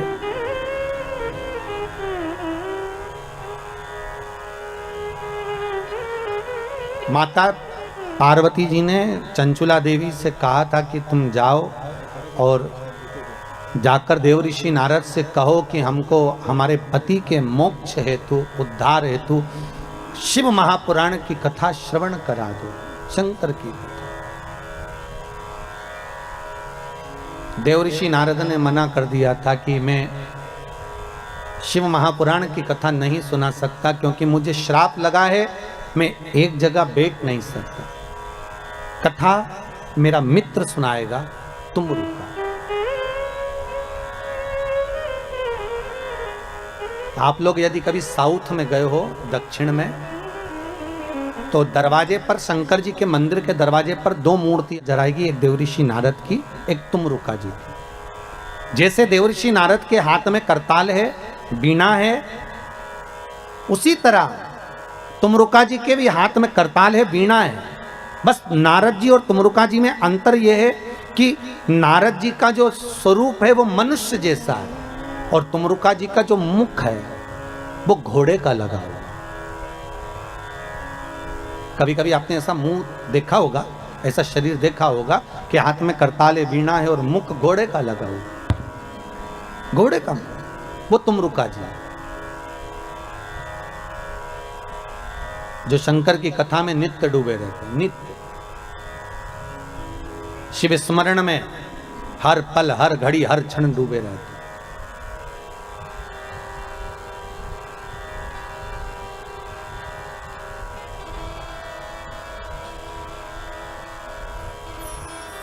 तुमरुका जी से निवेदन करा पार्वती माता चंचुला देवी ने कि आप शिव महापुराण की कथा सुना दो। ठीक है, हम सुना देते हैं, पर बात केवल इतनी सी है कि आप हो वेदव्य, और शिव महापुराण की कथा का जजमान जो होना चाहिए वो अखंड सौभाग्यवती नारी अपने पति के साथ बैठकर शिव महापुराण की पूजन करे, बस इतना ही तो चाहिए। तो चंचुला देवी के मुख से निकल गया, तुमरुका जी ये बताओ, क्या कोई वेदव्य नारी शिव महापुराण की कथा नहीं करवा सकती क्या? क्यों नहीं करवा सकती? करवा सकती, बस करना एक पड़ेगा। क्या कि जिस समय शंकर की पूजन हो, शिव महापुराण विराजमान हो, शंकर का अनुमोदन हो, उस समय पर जोड़े की जरूरत पड़ेगी। तो वेदव्य नारी भगवान शंकर से यह करे कि मैं शिव की कथा को जब सुन लूं तो भोलेनाथ ऐसी कृपा करना कि मेरे प्राण अगर जाएं तो पति के लोक में जाएं और आने वाले समय में मैं कभी बेधव्य ना हूं, अखंड सौभाग्य लेकर जाऊं, ऐसी कृपा करना। अखंड सौभाग्य लेकर। आज हिंदू धर्म में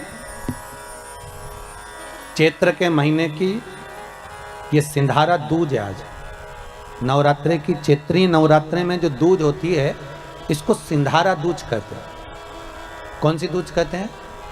जम के बोलिए। सिंधारा दूज।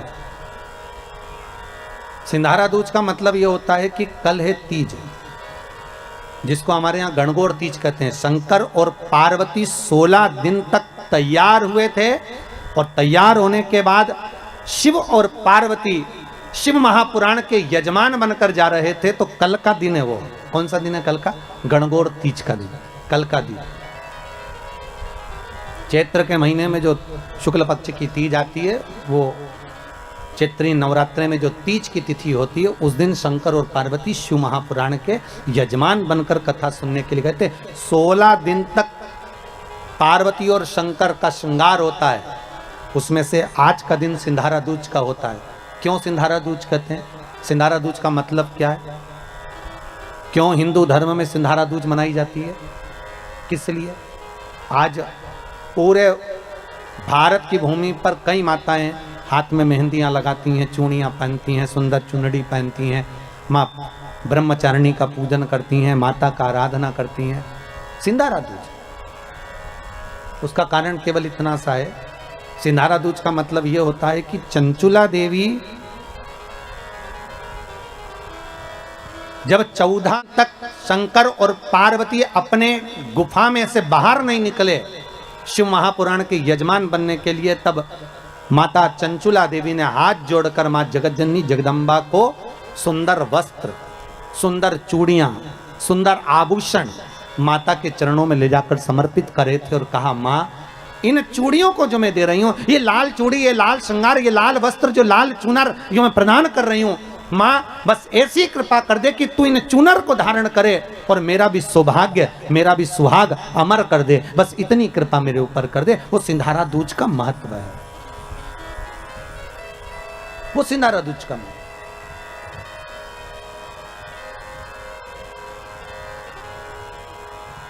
आज भारत की भूमि की सभी माताओं को सिंधारा दूज का बहुत बहुत बधाई।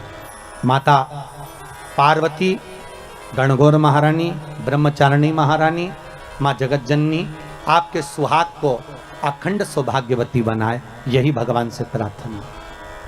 जैसे चंचुला देवी ने माता पार्वती से निवेदन करा था, आप भी एक भाव से निवेदन करें। हे मां, हे दया करने, आप कृपा करें। चंचुला देवी मां पार्वती से सिंजाना दूज के दिन निवेदन करती है कि मेरा सौभाग्य अमर कर दो, और आपके सिवा कोई नहीं कर सकती। इसलिए माता के चरणों में चूड़ी भी दी, मेहंदी भी दी, टीकी भी दी, श्रृंगार भी दिया, वस्त्र भी दिया। इसलिए सिंधारा दूज के दिन, आज के दिन सौभाग्यवती माताएं एक दूसरे को सिंधारा देती हैं। आज भी नियम है हमारा, प्रदान करते।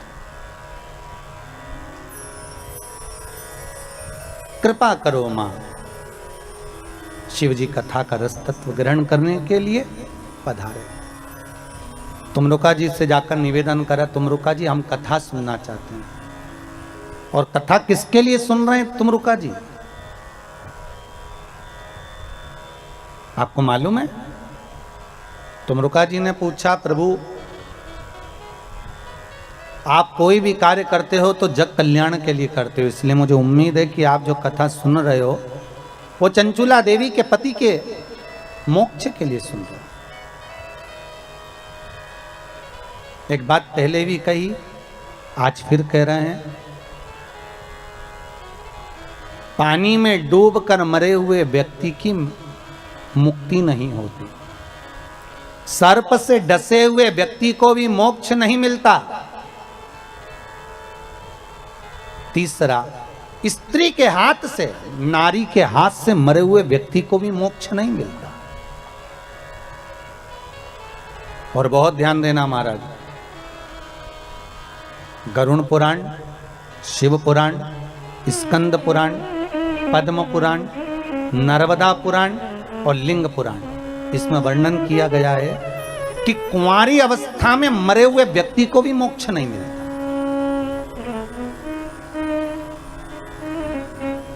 जो कुंवारी अवस्था में मर गए,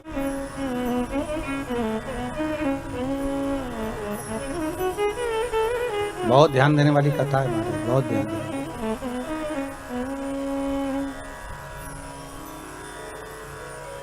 कुंवारी अवस्था में जो मर जाता है उसकी भी मुक्ति नहीं, उसका भी मोक्ष नहीं, उसकी भी गति नहीं।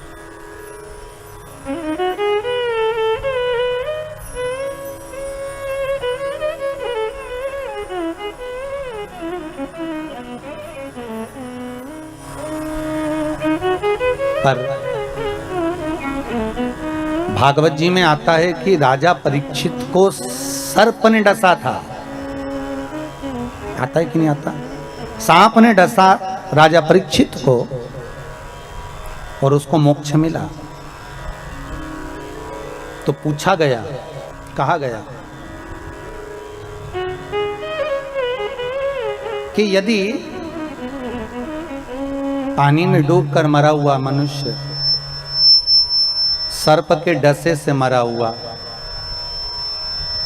स्त्री के हाथ से मरा हुआ, इनकी मुक्ति नहीं है, तो फिर तक्षक नाग के डसे से वो परीक्षित जो मरा उसकी गति कैसे होगी? बहुत बड़ा प्रश्न है और बहुत सुंदर संवाद इसका। शास्त्र कहता है कि वो परीक्षित जिसको तक्षक नाग ने डसा है, सुखदेव जी महाराज कौन है? सुखदेव कौन है? जिन्होंने कर भगवान माता पार्वती को अमर गुफा में बैठकर अमर कथा श्रवण करा रहे हैं। एक पोटर में तोते का अंडा गिरा हुआ है और वो तोते का अंडा भीतर बैठे बैठे अमर कथा सुन रहा है। वो तोते का बच्चा जब पार्वती को निंद्रा लग गई तो तोते के बच्चे ने हुंकारा भरा। वो तोते का बच्चा उसको मारने के लिए शंकर जी दौड़े तो वो तोते का बच्चा व्यास जी महाराज की धर्मपत्नी बीठिका के गर्भ में जाकर बैठ गया। तो तोते का बच्चा जो शुक है, तोते के बच्चे को कहते हैं शुक, और व्यास जी की पत्नी के गर्भ से जन्मा इसलिए कहलाया देव। दोनों को मिला दो तो हो गया शुकदेव। तो वो शुकदेव कोई दूसरा नहीं है। वो शुकदेव कौन है? तो शिव महापुराण की कथा कहती है वही शंकर का एक अंश, वही शिव का एक अंश। सुखदेव के रूप में जिसने अमर कथा को श्रवण कर रखा था वो सुखदेव बैठकर राजा परीक्षित को श्रीमद् भागवत कथा का रसास्वादन करा रहे थे। जब पूरी कथा सुखदेव जी ने सुना दी, अंतिम क्षण बचा, अंतिम क्षण, पूरे स्कंद जब पूरे हो गए,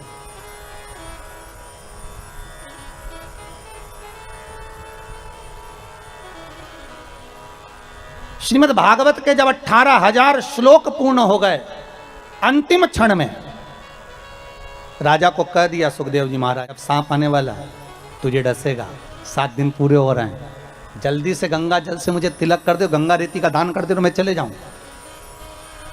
तो परीक्षित ने पूछा कहाँ जा रहे हो? सुखदेव जी महाराज बोले अब मेरे को जाना होगा क्योंकि सांप आएगा तुझे डसेगा। तो परीक्षित कहते हैं आप गुरु हो, आपने कथा सुनाई है और सांप मुझे डसेगा तो मुझे तकलीफ नहीं होगी? सुखदेव जी महाराज कहते हैं अगर तूने कथा को सुना है और कथा रसामृत का पान किया है तो तेरी नस नस में भगवान की कथा समाई है, तो तू एक काम कर, तेरे हृदय को जो अच्छा लगे उस नाम के जाप में बैठ जा।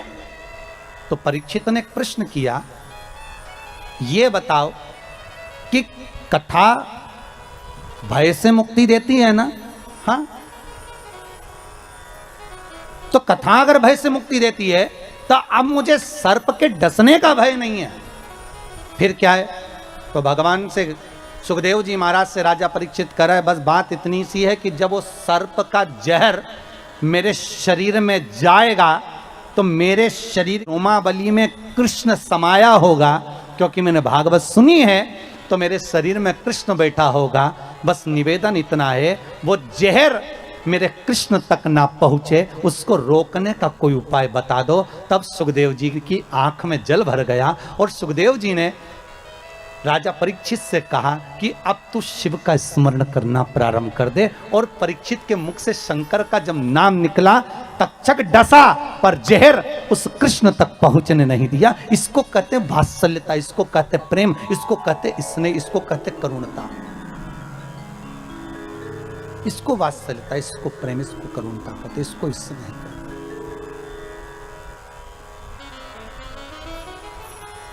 भागवत जी में आप लोगों ने सुना होगा, और सुना वहां तक होगा जहां तक भागवत जी में वर्णन है। पर देवी भागवत में सुखदेव जी और राजा परीक्षित का कुछ संवाद बड़े सुंदर सुंदर दिए गए महाराज। कभी योग लगे तो आप लोग देवी भागवत को उठाकर कभी पढ़ना, तो उसमें बड़ा सुंदर संवाद मिलेगा कि परीक्षित आखिरी में पूछ रहा है कि मुझे भय नहीं है मरने का, भय केवल एक बात का है कि जिस कृष्ण की कथा को मैंने सुना है, जिस कृष्ण के चरित्र को मैंने श्रवण करा है, वो कृष्ण मेरी रोमावली में समाया है। वो उस कृष्ण तक, इस तक्षक नाग के जहर को मुझे पहुंचने नहीं देना, बस इतनी कृपा कर, वो ना पहुंचे।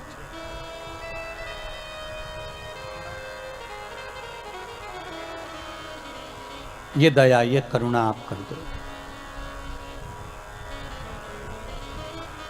शिव महापुराण की कथा कहती है, 3 तरह से मरे हुए व्यक्ति को मोक्ष नहीं। सर्प का डसा, पानी में डूबा, स्त्री के हाथ से मरा, और गरुड़ पुराण में एक और बात लिखी है, कुंवारी अवस्था में मरा हुआ। पर शिव महापुराण की कथा कहती है, एक संवाद बड़ा सुंदर है। जिस समय पर भगवान शंकर ने ब्रह्मा जी से कहा कि तुम सृष्टि की रचना करो, और सृष्टि की रचना ब्रह्मा जी से पूछा कि सृष्टि बनाना कैसे, भगवान ने अपना स्वरूप का जो दर्शन कराना था, उसके पहले ब्रह्मा जी से कह दिया कि आधे पुरुष बना दो, आधे स्त्री बना दो। पुरुष और स्त्री, हाँ, आधे पुरुष बनाओ, आधे स्त्री बनाओ। ब्रह्मा जी ने पूछा पुरुष और स्त्री कैसे, तो भगवान शंकर ने कहा एक काम करो, अगर एक पुरुष बना रहे हो तो एक स्त्री बनाओ, 2 पुरुष बना रहे हो तो 2 स्त्री बनाओ।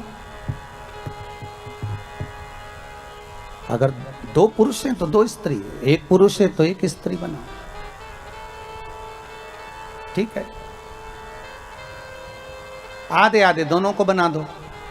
अब ब्रह्मा जी ने जो सृष्टि का निर्माण करा,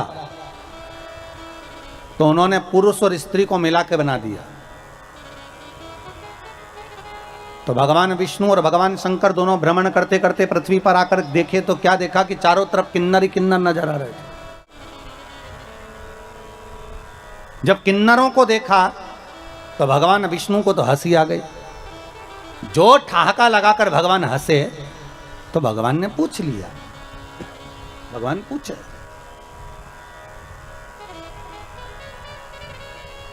शंकर भगवान ने पूछा क्यों नारायण, क्यों हंस रहे हो? भगवान विष्णु बोले, भोलेनाथ जी आपको हंसी नहीं आ रही? शिव जी ने पूछा किस बात के लिए? ब्रह्मा जी को बोला था कि स्त्री और पुरुष बनाना, इन्होंने क्या बना दिया? पुरुष और स्त्री को मिलाकर किन्नर बना दिया। किन्नर,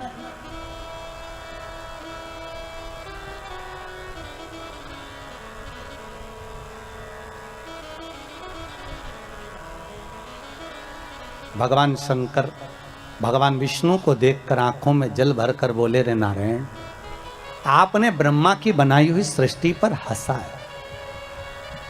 शिव कहते हैं सुनो ए नारायण, दुर्बल व्यक्ति पर, धनहीन व्यक्ति पर, बीमार व्यक्ति पर, शरीर से अपंग व्यक्ति पर, नेत्र विहीन व्यक्ति पर, श्रवण विहीन व्यक्ति पर, मुख बधिर व्यक्ति पर, शरीर से कष्ट भोग रहे व्यक्ति पर अगर कोई व्यक्ति हंसता है तो शंकर कहते हैं उस व्यक्ति पर जिस पर हंसा है उस जैसा एक जन्म उस मनुष्य को लेना पड़ता है, उसके जैसा जिस पर तुम हंसे हो।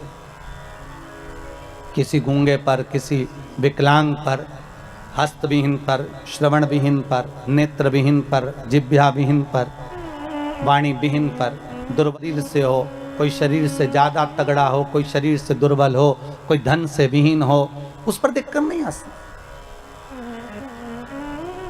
अरे हो सकता है, हमारे यहां तो शिव महापुराण कथा कहती है कब घोड़े के दिन फिर जाएं, ये किसको मालूम है। अब तुम्हें अभी अभी देख लो ना भैया, तुम जाकर प्रतापगढ़ में देखना, इलाहाबाद में देखना, प्रयागराज में देखना, लखनऊ में, कानपुर में, दिल्ली में, मुंबई में, पूना में, जहां जाकर देखना एक से बढ़कर एक शोरूम है कपड़े के। पूरे सूरत में, जोधपुर में, जयपुर में एक से बढ़कर एक कपड़े के बड़े से बड़े शोरूम बने हैं। प्रतापगढ़ में जाकर देखना बड़े बड़े शोरूम बने हैं, हजारों हजारों रुपए के कपड़े उन शोरूमों में टंगे हुए हैं, हजारों रुपए के कपड़े टंगे। पर आज इस कोरोना के 1 साल पहले निकल गया और ये 1.5-2 महीना निकल चले, इस पूरे समय में अंदाजा लगाकर देखना कि वो हजारों का कपड़ा शोरूम में टंगा की टंगा ही रह गया और वो 10 रुपए का मास्क करोड़ों का व्यापार कर कर निकल गया। करोड़ों का व्यापार, एक जरा सा मास्क मात्र 2 रुपए का, 1.5 रुपए का, 5 रुपए का, 10 रुपए का, उसने भारत की भूमि पर करोड़ों का व्यापार कर दिया। और वह हजारों रुपए के कपड़े शोरूम में टंगे की टंगे रह गए। कौन पूछता था इन मास्क को? अरे बोलो तो, कौन पूछता था इतने से टुकड़े को, कपड़े को? कौन पूछेगा? कोई नहीं पूछता था। 10 रुपए का मास्क कोई नहीं जानता था, कौन पूछेगा? पर हजारों रुपए के शोरूम में कपड़े टंगे की टंगे रह गए और वो 5 रुपए का, 2 रुपए का, 10 रुपए का मास्क करोड़ों का व्यापार कर कर निकल गया। इसलिए याद रखना, कभी किसी पर हंसना नहीं। शोरूम भरे भरे रह गए और 2 रुपए का मास्क निकल कर करोड़ों का व्यापार कर देता है। ये मनुष्य की देह। अगर शंकर कह रहे हैं नारायण, तुम अगर इस ब्रह्मा की बनाई हुई सृष्टि पर, इन किन्नरों पर हंसे हो, तो भगवान शंकर ने कह दिया विष्णु तुमको भी पृथ्वी पर जाकर एक बार किन्नर बनना पड़ेगा, तुम्हें भी एक बार किन्नर बनना पड़ेगा। क्यों हंसो किसी पर? कोई विकलांग है क्यों हंसना? कोई हाथ के विहीन है क्यों हंसना? कोई नेत्र के विहीन है, किसी की वाणी शुद्ध नहीं है, किसी की श्रवण शक्ति शुद्ध नहीं है, हो सकता है, क्यों हंसना?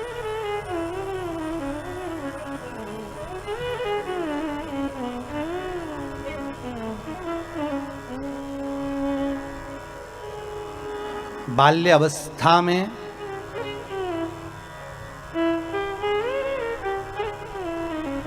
वो द्रौपदी पूर्व समय में एक ब्राह्मण नहाने के लिए गंगा जी में गया, उसका अंग वस्त्र सहेलियों ने मिलकर, द्रौपदी ने मिलकर उस अंग वस्त्र को मात्र छुपा दिया और संत ढूंढता रह गया उस तन के छोटे से टुकड़े को ढूंढ रहा है संत। और सखियां द्रौपदी के साथ उस संत के लिए हंस रही हैं कि वो वस्त्र कैसे ढूंढ रहा है। संत के मुख से निकल गया, जिसने मेरा ये वस्त्र चुराया है, कहीं ले जाकर फेंका है, बहुत समय के बाद ये वस्त्र मुझे वापस मिला है, किसी ने मेरे साथ छल किया है। यही वस्त्र का जिसने करा है मेरे साथ, उसके साथ भी किया जाएगा। एक संत के मुख से निकली हुई वाणी को वो द्रौपदी को झेलना पड़ा और पांडव बैठे की बैठे रह गए और वो कौरव, वो दुशासन चीर खींचता रहा, कोई नहीं बचा पाया। तब द्रौपदी की आंख में जल भर गया, गुरु द्रोणाचार्य के सामने जाकर खड़ी हो गई, गुरुजी आपने मुझे गुरु मंत्र दिया है, आप बचाओगे नहीं? तो गुरु द्रोणाचार्य ने कहा द्रौपदी तू भी ज्ञानवान है, तूने कृष्ण का अनुमोदन करा है, कृष्ण को भाई माना है, ध्यान लगा कर देख कि कर्म कौन सा करा था जिसके कारण आज तेरा चीर तेरे सामने खींचा जा रहा है। द्रौपदी ने हाथ ऊंचे करे, भगवान को पुकार रही है और ध्यान लगाकर देख रही है कि मेरा कर्म कौन सा था जिसके कारण आज मेरा चीर खींचा जा रहा है। दुनिया के लोगों को जब तकलीफ आती है पत्रिका में दोष देखते हैं, वास्तु का दोष देखते हैं, ग्रह का दोष देखते हैं, परिवार में दोष देखते हैं, पर दुनिया के लोग अपने अंदर का दोष नहीं देखते कि तुमने कर्म क्या करा था जो आज भोग रहे हो। क्या कर्म करा है? द्रौपदी ने हाथ ऊंचे करे, पुकारा भगवान को, प्रभु मैंने कर्म क्या, और ध्यान लगा कर देखा कि एक संत का अपमान हो गया था, उसका अंग वस्त्र मैंने छुपा दिया था, इसलिए आज मेरा भी ये चीर खींचा जा रहा है। मैंने उसको नग्न अवस्था में छोड़ा था, इसलिए आज मेरा भी ये शरीर पर से वस्त्र जा रहा है। तब द्रौपदी ने कहा, अब मेरे कर्म के भाग को कोई काट सकता है तो भगवान काटा। आपसे भी कहते हैं, अगर दुख आया, तकलीफ आई, कष्ट आया, बीमारी आई, रोग आ गया, मालूम पड़े कोरोना जैसी महामारी भी आपको सता रही है, डॉक्टर अपना काम कर रहे हैं, आप अपना काम करो और भगवान का भजन करो, जिससे ये कर्म का खेल थोड़ा सा कट जाए। हमारा जो भोग है कर्म का, ये थोड़ा कटे और भोलेनाथ हमको स्वस्थ करे। उस बाबा से विनती करते रहे, श्री शिवाय नमस्तुभ्यम का जाप, ओम नमः शिवाय करें, चाहे महामृत्युंजय का जाप करें, पर जपें, उसके जपने से तुम्हारा काल तुमसे दूर तो हो ही जाएगा। शिव का स्मरण। ए नारायण, तुम किन्नरों पर हंसे हो, इसलिए तुम्हें किन्नर बनना पड़ेगा। और आया समय जब द्वापर में भगवान कृष्ण आए, द्वापर में जब कृष्ण, कौरव और पांडवों का युद्ध होना,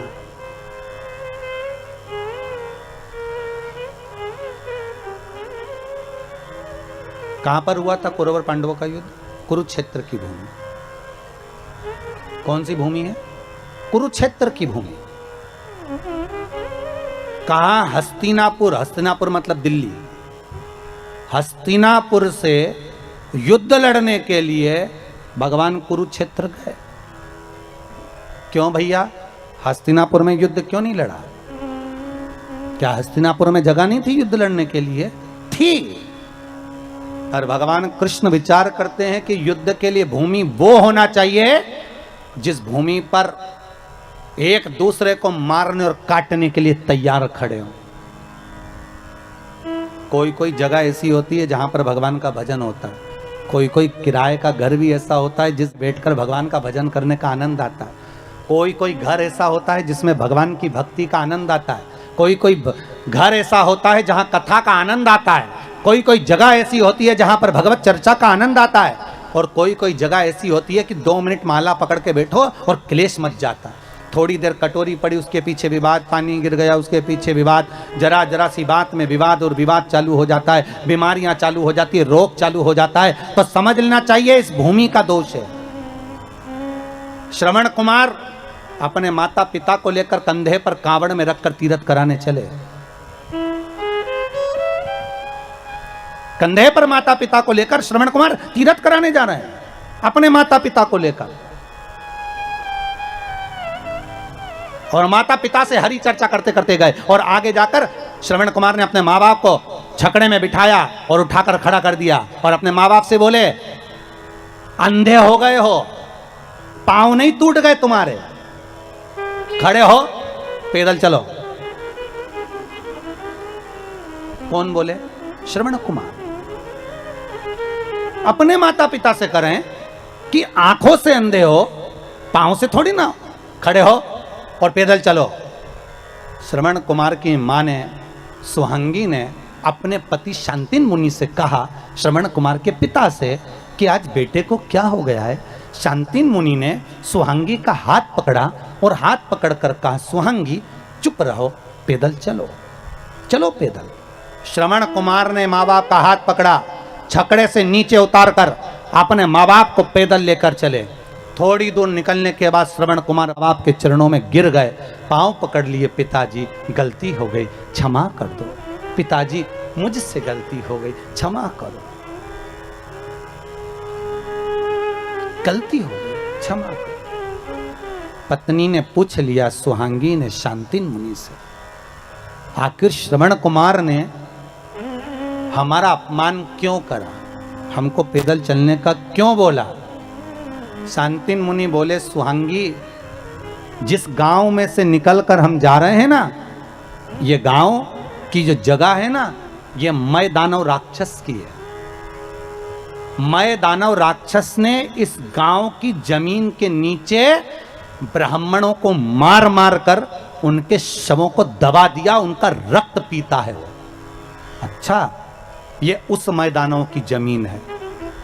इतना गुस्सा करता था मय दानव, ब्राह्मणों को नष्ट कर देता था।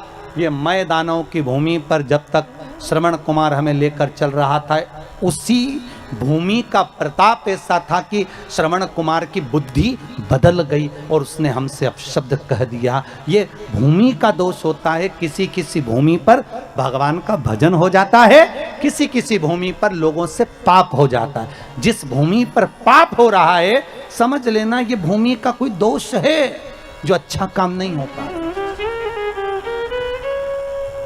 भूमि का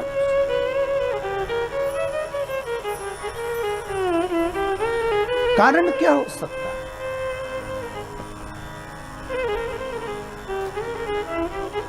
पाप थोड़ी देर का होता है, भोगना बहुत पड़ता है। पाप कितनी देर का? थोड़ी सी देर। और भोगना कितना पड़ेगा?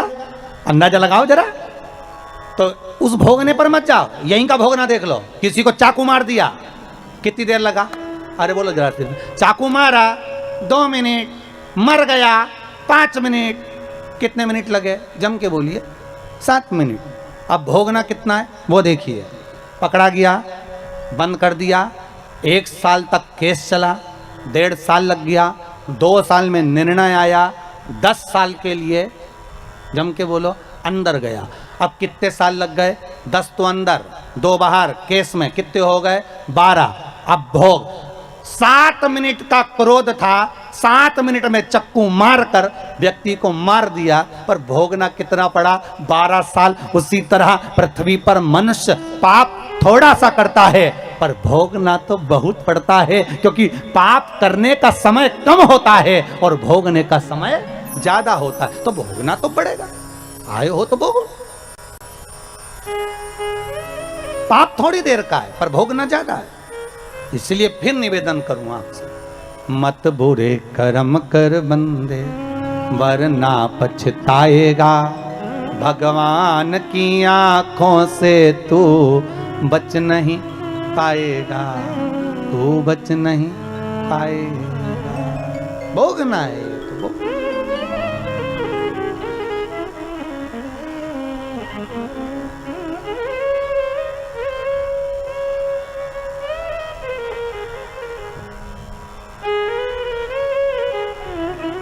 इसलिए भगवान से कहा करो, कभी कभी मौका मिल जाए और भगवान से कहने का जब समय मिले तो उससे निवेदन कर सकते कि हे प्रभु ऐसी कृपा करना कि शरीर से किसी को कष्ट ना।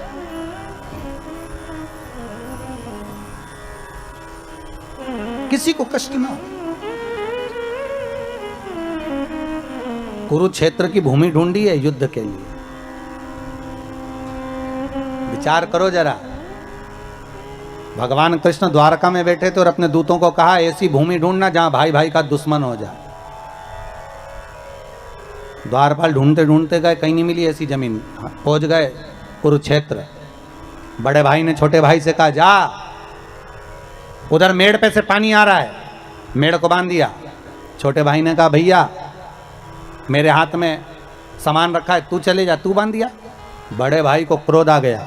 उसने हल रखा था हाथ में, छोटे भाई के पेट में मार दिया। हल से खींचता हुआ छोटे भाई को ले जाकर मेड़ पे सुला दिया, जहां से पानी को रोकना था। पानी तो रुक गया, भाई तड़प तड़प के मरता रहा। भगवान कृष्ण के दूतों ने जाकर कन्हैया से कह दिया हमने वाली भूमि देख ली जहां भाई भाई का दुश्मन है। कौन सी भूमि है? तो का कुरुक्षेत्र की भूमि। भगवान ने कहा युद्ध होगा तो वहीं होगा, नहीं तो भगवान चाहते तो प्रतापगढ़ में भी युद्ध करना नहीं आ सकते थे। दिक्कत क्या थी? हस्तिनापुर से तो जाना था, वहां गए तो उसकी जगह यहाँ आ जाते, प्रयागराज आ जाते, मथुरा पहुंच जाते। भगवान चाहते तो जहां जाकर युद्ध लड़ा देते, पर उन्होंने कुरुक्षेत्र की भूमि को ढूंढा। क्यों? उस भूमि पर युद्ध कराना, क्योंकि वहां भाई भाई का दुश्मन बन सकता है। केवल वही भूमि एक ऐसी है जहां पर भगवान कहते हैं कि मैं युद्ध करा सकता हूं। वो भूमि को ढूंढा। और उस भूमि का दूसरा फल क्या था? पुत्र की भूमि पर राजा कुरु, जिसने शंकर भगवान की आराधना करी थी, और शिव जी ने प्रसन्न होकर कहा था, मांग कुरु, तुझे क्या चाहिए? राजा कुरु कहता है, प्रभु बस मुझे वर दे दो कि इस भूमि पर जो मरेगा उसको स्वर्ग मिलेगा, आप वर दो। भगवान ने कहा, कुरु तू और कुछ मांग ले। राजा कुरु ने शंकर जी से कहा, नहीं नहीं प्रभु, आप तो बस इतना वर दे दो कि मेरे कुरुक्षेत्र में, मेरे क्षेत्र में, मेरी इस कुरु भूमि पर जहां पर कोई मरे उसको स्वर्ग मिले। तो भगवान कृष्ण को तो मालूम था कि शंकर जी ने वर दिया है, इस भूमि पर जितने मरेंगे बेचारे, अभी परिवार की लड़ाई में, कौरव और पांडवों की लड़ाई में ये दूसरे मरेंगे, और दूसरे मरेंगे तो इनका क्या फायदा होगा? जमीन मिलेगी तो पांडवों को, जमीन मिलेगी तो कौरवों को, ट्रैक्टर मिलेगा तो पांडवों को, ट्रैक्टर मिलेगा तो कौरवों को, मकान मिलेगा तो पांडवों को, राज मिलेगा तो पांडवों को। तो परिवार की लड़ाई में जो दूसरे मरेंगे इनका भी तो उद्धार होना चाहिए। तो भगवान ने मन में सोचा, एक काम करो, कुरुक्षेत्र में युद्ध लड़ाओ। कुरुक्षेत्र में युद्ध लड़ाएंगे तो जितने मरेंगे इनको कम से कम स्वर्ग तो मिल जाएगा। तो भगवान ने ये चतुरता कर कर कुरुक्षेत्र में युद्ध लड़वाया कि मरे तो बैकुंठ।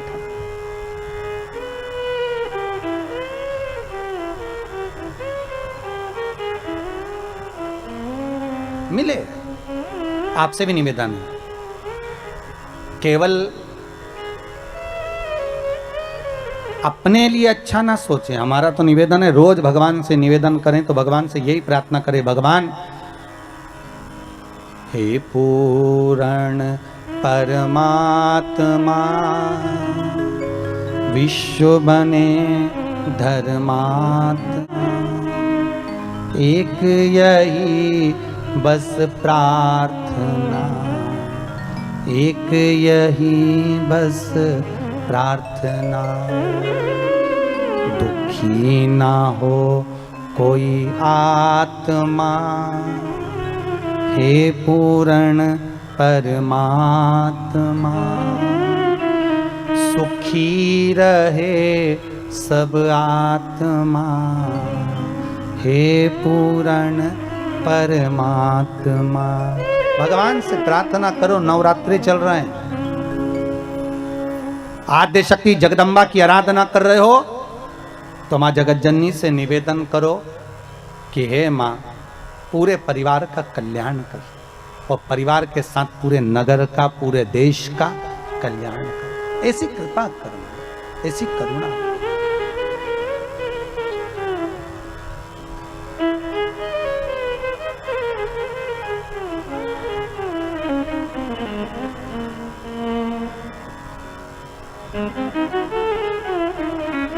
ऐसी कृपा हो, ऐसी दया हो जाए। हे नारायण, तुमको भी पृथ्वी पर जाकर किन्नर बनना पड़ेगा। भगवान बने। द्वापर आया, कौरव और पांडवों का युद्ध हो रहा है। कुरुक्षेत्र की भूमि पर युद्ध मैदान में चंडी देवी आकर खड़ी हो गई, और चंडी ने कहा, ए कौरव और पांडव, युद्ध एक शर्त पर होगा, पहले मेरे लिए बलि चढ़ाओ। अपने अपने परिवार के एक एक व्यक्ति की बलि चाहिए। पांडव अपने भाइयों में से एक की बलि दे दे, और कौरव भाइयों में से एक की बलि दे दे। कौरव तो खुश हो गए कि हम 100 में से एक बलि चढ़ गए, 99 बचेंगे। ये ले दे के 5, एक मर गए तो 4 ही बचेंगे। अब ये वही वाली बात आ गई ना, तेरा क्या होगा रे कालिया।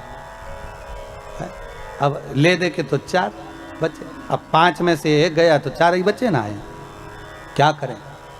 भगवान कृष्ण के पास खबर गई, कृष्ण के पास जैसी सूचना गई, भगवान कृष्ण ने अर्जुन को बुलाया। अर्जुन इधर आ। अर्जुन बोले, हाँ प्रभु, कल बलि चढ़ना है। अर्जुन याद कर, तू द्रौपदी को लेकर आया था। हाँ। फिर तेरी माता ने क्या कहा था कुंती ने? मेरी माता कुंती ने कहा था 5 बांट लो। फिर मैंने द्रौपदी से कहा था तुम्हें 5 पतियों की पत्नी बनना पड़ेगा। फिर द्रौपदी ने कहा बनने को तैयार हूं, पर शर्त एक है, एक एक पति के साथ में 1-1 वर्ष तक रहूंगी। मेरे पति के कमरे में अगर कोई दूसरा पति आ गया तो उसको 5 साल के लिए बन जाना पड़ेगा। अगर मंजूर हो तो मैं तुम्हें 5 पतियों की पत्नी बनने को तैयार हूं। फिर सब अच्छा चल रहा था। भीम के साथ में द्रौपदी रह रही थी। पांडवों की एक एक वर्ष के साथ में द्रौपदी को रहना था। एक ब्राह्मण का बालक आया, पिता आया, दौड़ कर आकर कहता है, अरे अर्जुन, मेरे बच्चे को शेर उठा कर ले गया, सिंह ले गया, मेरे बेटे को बचा ले रे अर्जुन। अर्जुन गया अपना धनुष लेने के लिए, गांडीव लेने के लिए, पर वो धनुष तो भीम के कक्ष में था। दौड़ा, बिना पूछे अंदर प्रवेश कर गया, धनुष को उठा लाया, ब्राह्मण के बच्चे को बचा लिया, ब्राह्मण के बच्चे को बचाया। और जब ब्राह्मण का बालक बच गया, ब्राह्मण का बालक बच भी गया, पर द्रौपदी ने हाथ जोड़कर कह दिया कि अब आपको 5 वर्ष के लिए वन जाना पड़ेगा। अर्जुन, फिर क्या हुआ? अर्जुन कहते हैं, मैं साल के लिए वन गया, वन में जाकर मैंने नागों की कन्या उलूपी के साथ में विवाह कर लिया। विवाह करने के बाद मेरा एक बेटा हो गया, उसका नाम आरावन था। क्या नाम था? आरावन।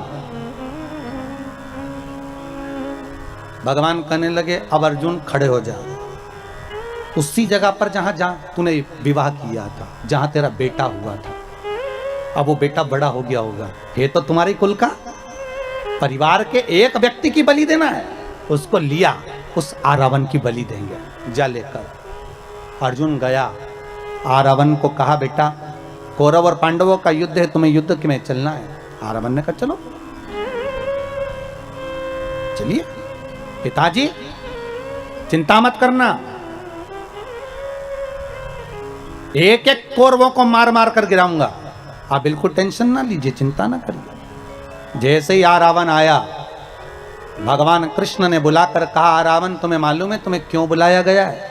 आरावन ने कहा, नहीं दादा, हमको नहीं मालूम। आरावन, आपको नहीं मालूम? नहीं, चंडी देवी को बलि चढ़ाना है कौरव और पांडवों में से एक एक परिवार के एक एक व्यक्ति की, तुम्हारी बलि चढ़ना है। आरावन कहते हैं, दादा बलि तो चढ़ा दो, मना नहीं है, पर मैं कुंवारा हूं, मैंने अपनी माता उलूपी नागों की कन्या, मेरे नाना जो थे वो नाग थे, सांप थे, तो मेरे नाग नाना ने अपनी पुत्री उलूपी को बताया था, मेरी मां को बताया था, नाग कन्या को, कि हे पुत्री, जो कुंवारी अवस्था में मर जाता है उसको ना पिंड मिलता है, ना तर्पण होता है, ना तिलांजलि होती है, ना गया जी में श्राद्ध होता है, ना ब्राह्मण को जिमाया हुआ भाग उस कुंवारी अवस्था में मरे हुए व्यक्ति को प्राप्त होता है। जो कुंवारी अवस्था में मरा है उसको यह भाग नहीं मिलेगा। जो कुंवारी अवस्था में मरा है उसको ना पिंड, ना तर्पण, ना तिलांजलि, ना श्राद्ध, कुछ प्राप्त नहीं होगा, कुछ नहीं मिलेगा। आरावन कहते हैं, दादा मैंने मेरी माता के मुंह से सुना था, मुख से, मैं कुंवारा नहीं मरना चाहता दादा, अगर मैं कुंवारा मर गया तो मुझे जल नहीं मिलेगा, तर्पण नहीं होगा, तिलांजलि नहीं होगी, मेरा पिंड नहीं होगा, मेरा भोज नहीं होगा। दादा आपसे निवेदन है, आप मेरा विवाह कर दो, उसके बाद मेरी बलि चढ़ा दो। भगवान कृष्ण ने अर्जुन से कहा, युधिष्ठिर, नकुल, सहदेव सब जाओ, जल्दी से एक लड़की ढूंढो, उसके साथ शादी कर देते हैं। पूरे हस्तिनापुर में ढूंढा तो कौन बाप अपनी बेटी भी आएगा एक रात के लिए? कौन होगा जो लड़की भी आएगा एक रात के लिए? किसी ने लड़की नहीं दी, किसी ने नहीं दी बेटी। भगवान को लगा अब क्या करा जाए। भगवान कृष्ण को याद आया कि शंकर भगवान ने कहा था कि ए नारायण, तुम किन्नरों पर हंसे हो, इसलिए तुम्हारा एक जन्म किन्नर का होगा। भगवान ने कहा, एक आज ही जन्म ले लेता हूं, और भगवान कृष्ण किन्नर बन गए। आरावन के साथ रात्रि में शादी कर ली, फेरे डाल लिए, भांवर पढ़ ली, और शादी करने के बाद रात्रि को विवाह हो गया। सुबह आरावन की बलि चढ़ गई। भगवान फूट फूट के रोने लगे। आज भी हिंदू धर्म में किन्नर गले में मंगलसूत्र पहनते, मांग भरते, चूड़ी पहनते, बिछुड़ी पहनते हैं। कई कई लोगों के मन में आता है कि इनका पति कौन होगा किन्नरों का, तो शिव महापुराण की कथा कहती है आरावन किन्नरों का पति होता है, इसलिए आज भी किन्नरों का विवाह एक घड़े से किया जाता है। और सुबह उस घड़े को फोड़ दिया जाता। किसी पर हंसना नहीं है। कोई वाणी से विहीन है, कोई श्रवण शक्ति से विहीन है, कोई हाथ पैर से विहीन है, कोई दुर्बल है, कोई अधिक हेल्थी है, कोई धन विहीन है, हमें उस पर हंसना नहीं है। ना जाने भगवान शंकर की कथा कहती है, हम जिस पर हंसते हैं एक हमको भी लेना पड़ता है, एक जन्म।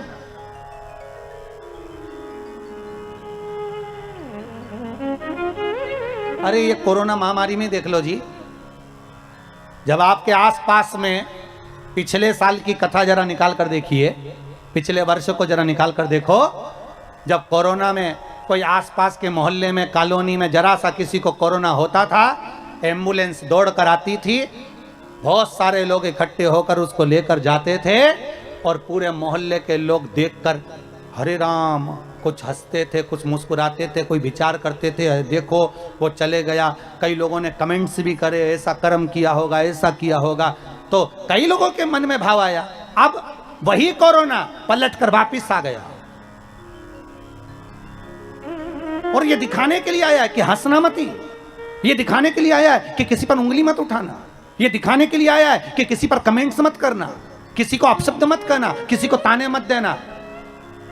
अरे भारत की भूमि पर इतना नाजुक समय चल रहा है साहब, इस नाजुक समय में दुनिया के लोगों को तुम्हारे धन की नहीं, इस नाजुक समय में तुम्हारे द्वारा अच्छी वाणी की, प्रेम के शब्द की जरूरत है। जो बीमार पड़े हैं उनको फोन लगाकर बात तो कर लो और कह दो मत घबराना भाई, ऐसी कोरोना बीमारी तो चलती रहेगी, घबराना मत ही, हम बैठे हैं, चिंता मत करना, ठीक होकर वापिस आएगा, ठीक होकर वापिस आएगा। अमेरिका में एक व्यक्ति को फांसी की सजा हो रही थी, तो फांसी की सजा होने से पहले मेजर ने कहा एक काम करो, अब की बार फांसी की सजा चेंज करी जाए। क्या? एक जहरीले सांप से इस व्यक्ति को कटवा कर मरवाया जाए, फांसी की सजा नहीं दी जाए। दूसरे दिन कुर्सी पर बिठाया, आंखों पर पट्टी बांध दी और सांप की जगह 2 पिन उस व्यक्ति के पांव में चुभा दी। जैसे चुभाई वो व्यक्ति मर गया, उसके मुख से फेन निकल गया। वैज्ञानिकों ने रिसर्च करा, आखिर ये हुआ क्या? मेडिकल साइंस ने जानना चाहा, सांप तो काटा नहीं तो मरा कैसे, इसके शरीर में सांप का जहर आया कैसे? तो रिसर्च में निकला कि वो भय सांप का अंदर से इतना हो गया था कि मात्र पिन चुभने से भी लग गया कि सांप डस गया और वो शरीर में जहर बन गया और वो मर गया। तो आज के समय में दुनिया के लोगों को समझाओ कि मुख पर मास्क लगाएं, हाथ धोएं, सोशल डिस्टेंसिंग का पालन करें, पर घबराएं नहीं। ये कोरोना महामारी से डरने की जरूरत नहीं है। अपने पहचान वालों को फोन लगाकर उसको डराओ मत ही, उसको मैसेज कर कर घबराओ नहीं कि इतने मर गए, तेरा क्या होगा, उस हॉस्पिटल में इतने मर गए, ऐसा हो गया। घबराना नहीं है, डरना नहीं है, उस व्यक्ति को समझाना है कि तू ठीक होकर वापिस आएगा। शंकर पर विश्वास रख, श्री शिवाय नमस्तुभ्याम का जाप कर और उस शंकर को याद कर जो कालो कवि काल महाकाल है, उसको हर पल याद करते रहे तो मेरा बाबा वेंटिलेटर पे से भी उठाकर तुझे घर लेकर आएगा, ऑक्सीजन हटाकर तुझे घर के सुंदर आंगन में ले आएगा। उसको विश्वास दिला, उसको शंकर के प्रति समर्पित कर दो, उसका विल पावर मजबूत कर दो जिससे वो घबराए ना, वो डरे ना, उसको समझाओ।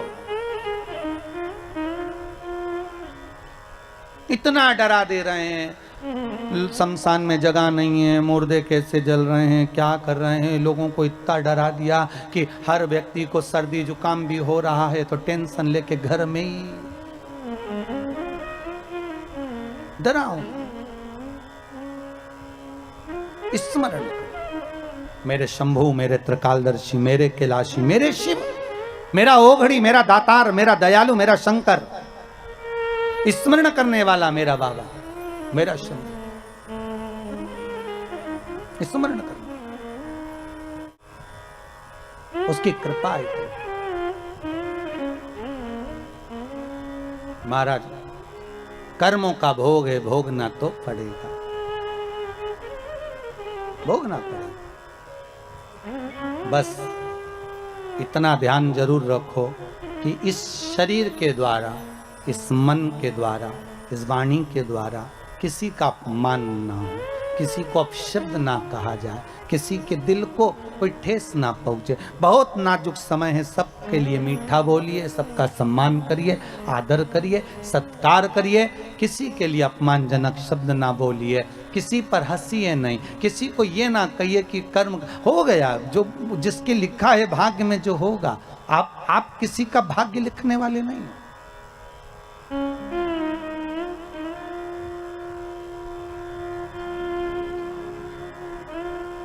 होगा। भगवान शिव ब्रह्मा जी से बोले, ब्रह्मदेव रुकिए, आपने क्या बनाया ब्रह्मा? ब्रह्मा कहते हैं किन्नर बन गए प्रभु। कोई बात नहीं, बन गए ना, सबसे पहली सृष्टि किन्नर की होगी, चिंता मत करो। आपने बनाया है, गलत नहीं होगा, गलत नहीं होगा,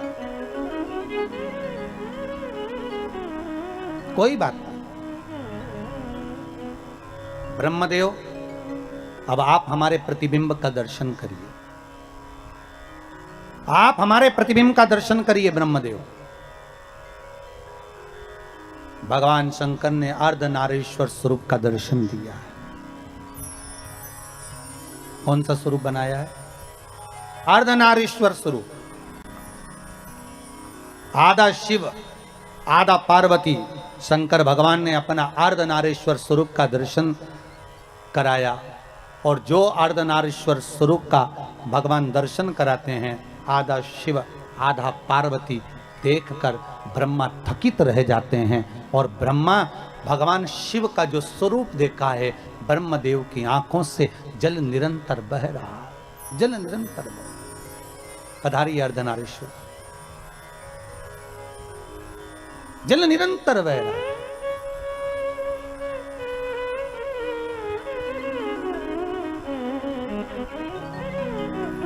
और अर्धनारीश्वर स्वरूप का जब दर्शन ब्रह्मदेव कर रहे हैं, भगवान शिव ने कहा, ब्रह्मदेव गलती आपसे थोड़ी सी हो गई। आपको बोला था कि एक पुरुष एक स्त्री बनाना, आपने दोनों को मिलाकर बना दिया। आपने दोनों को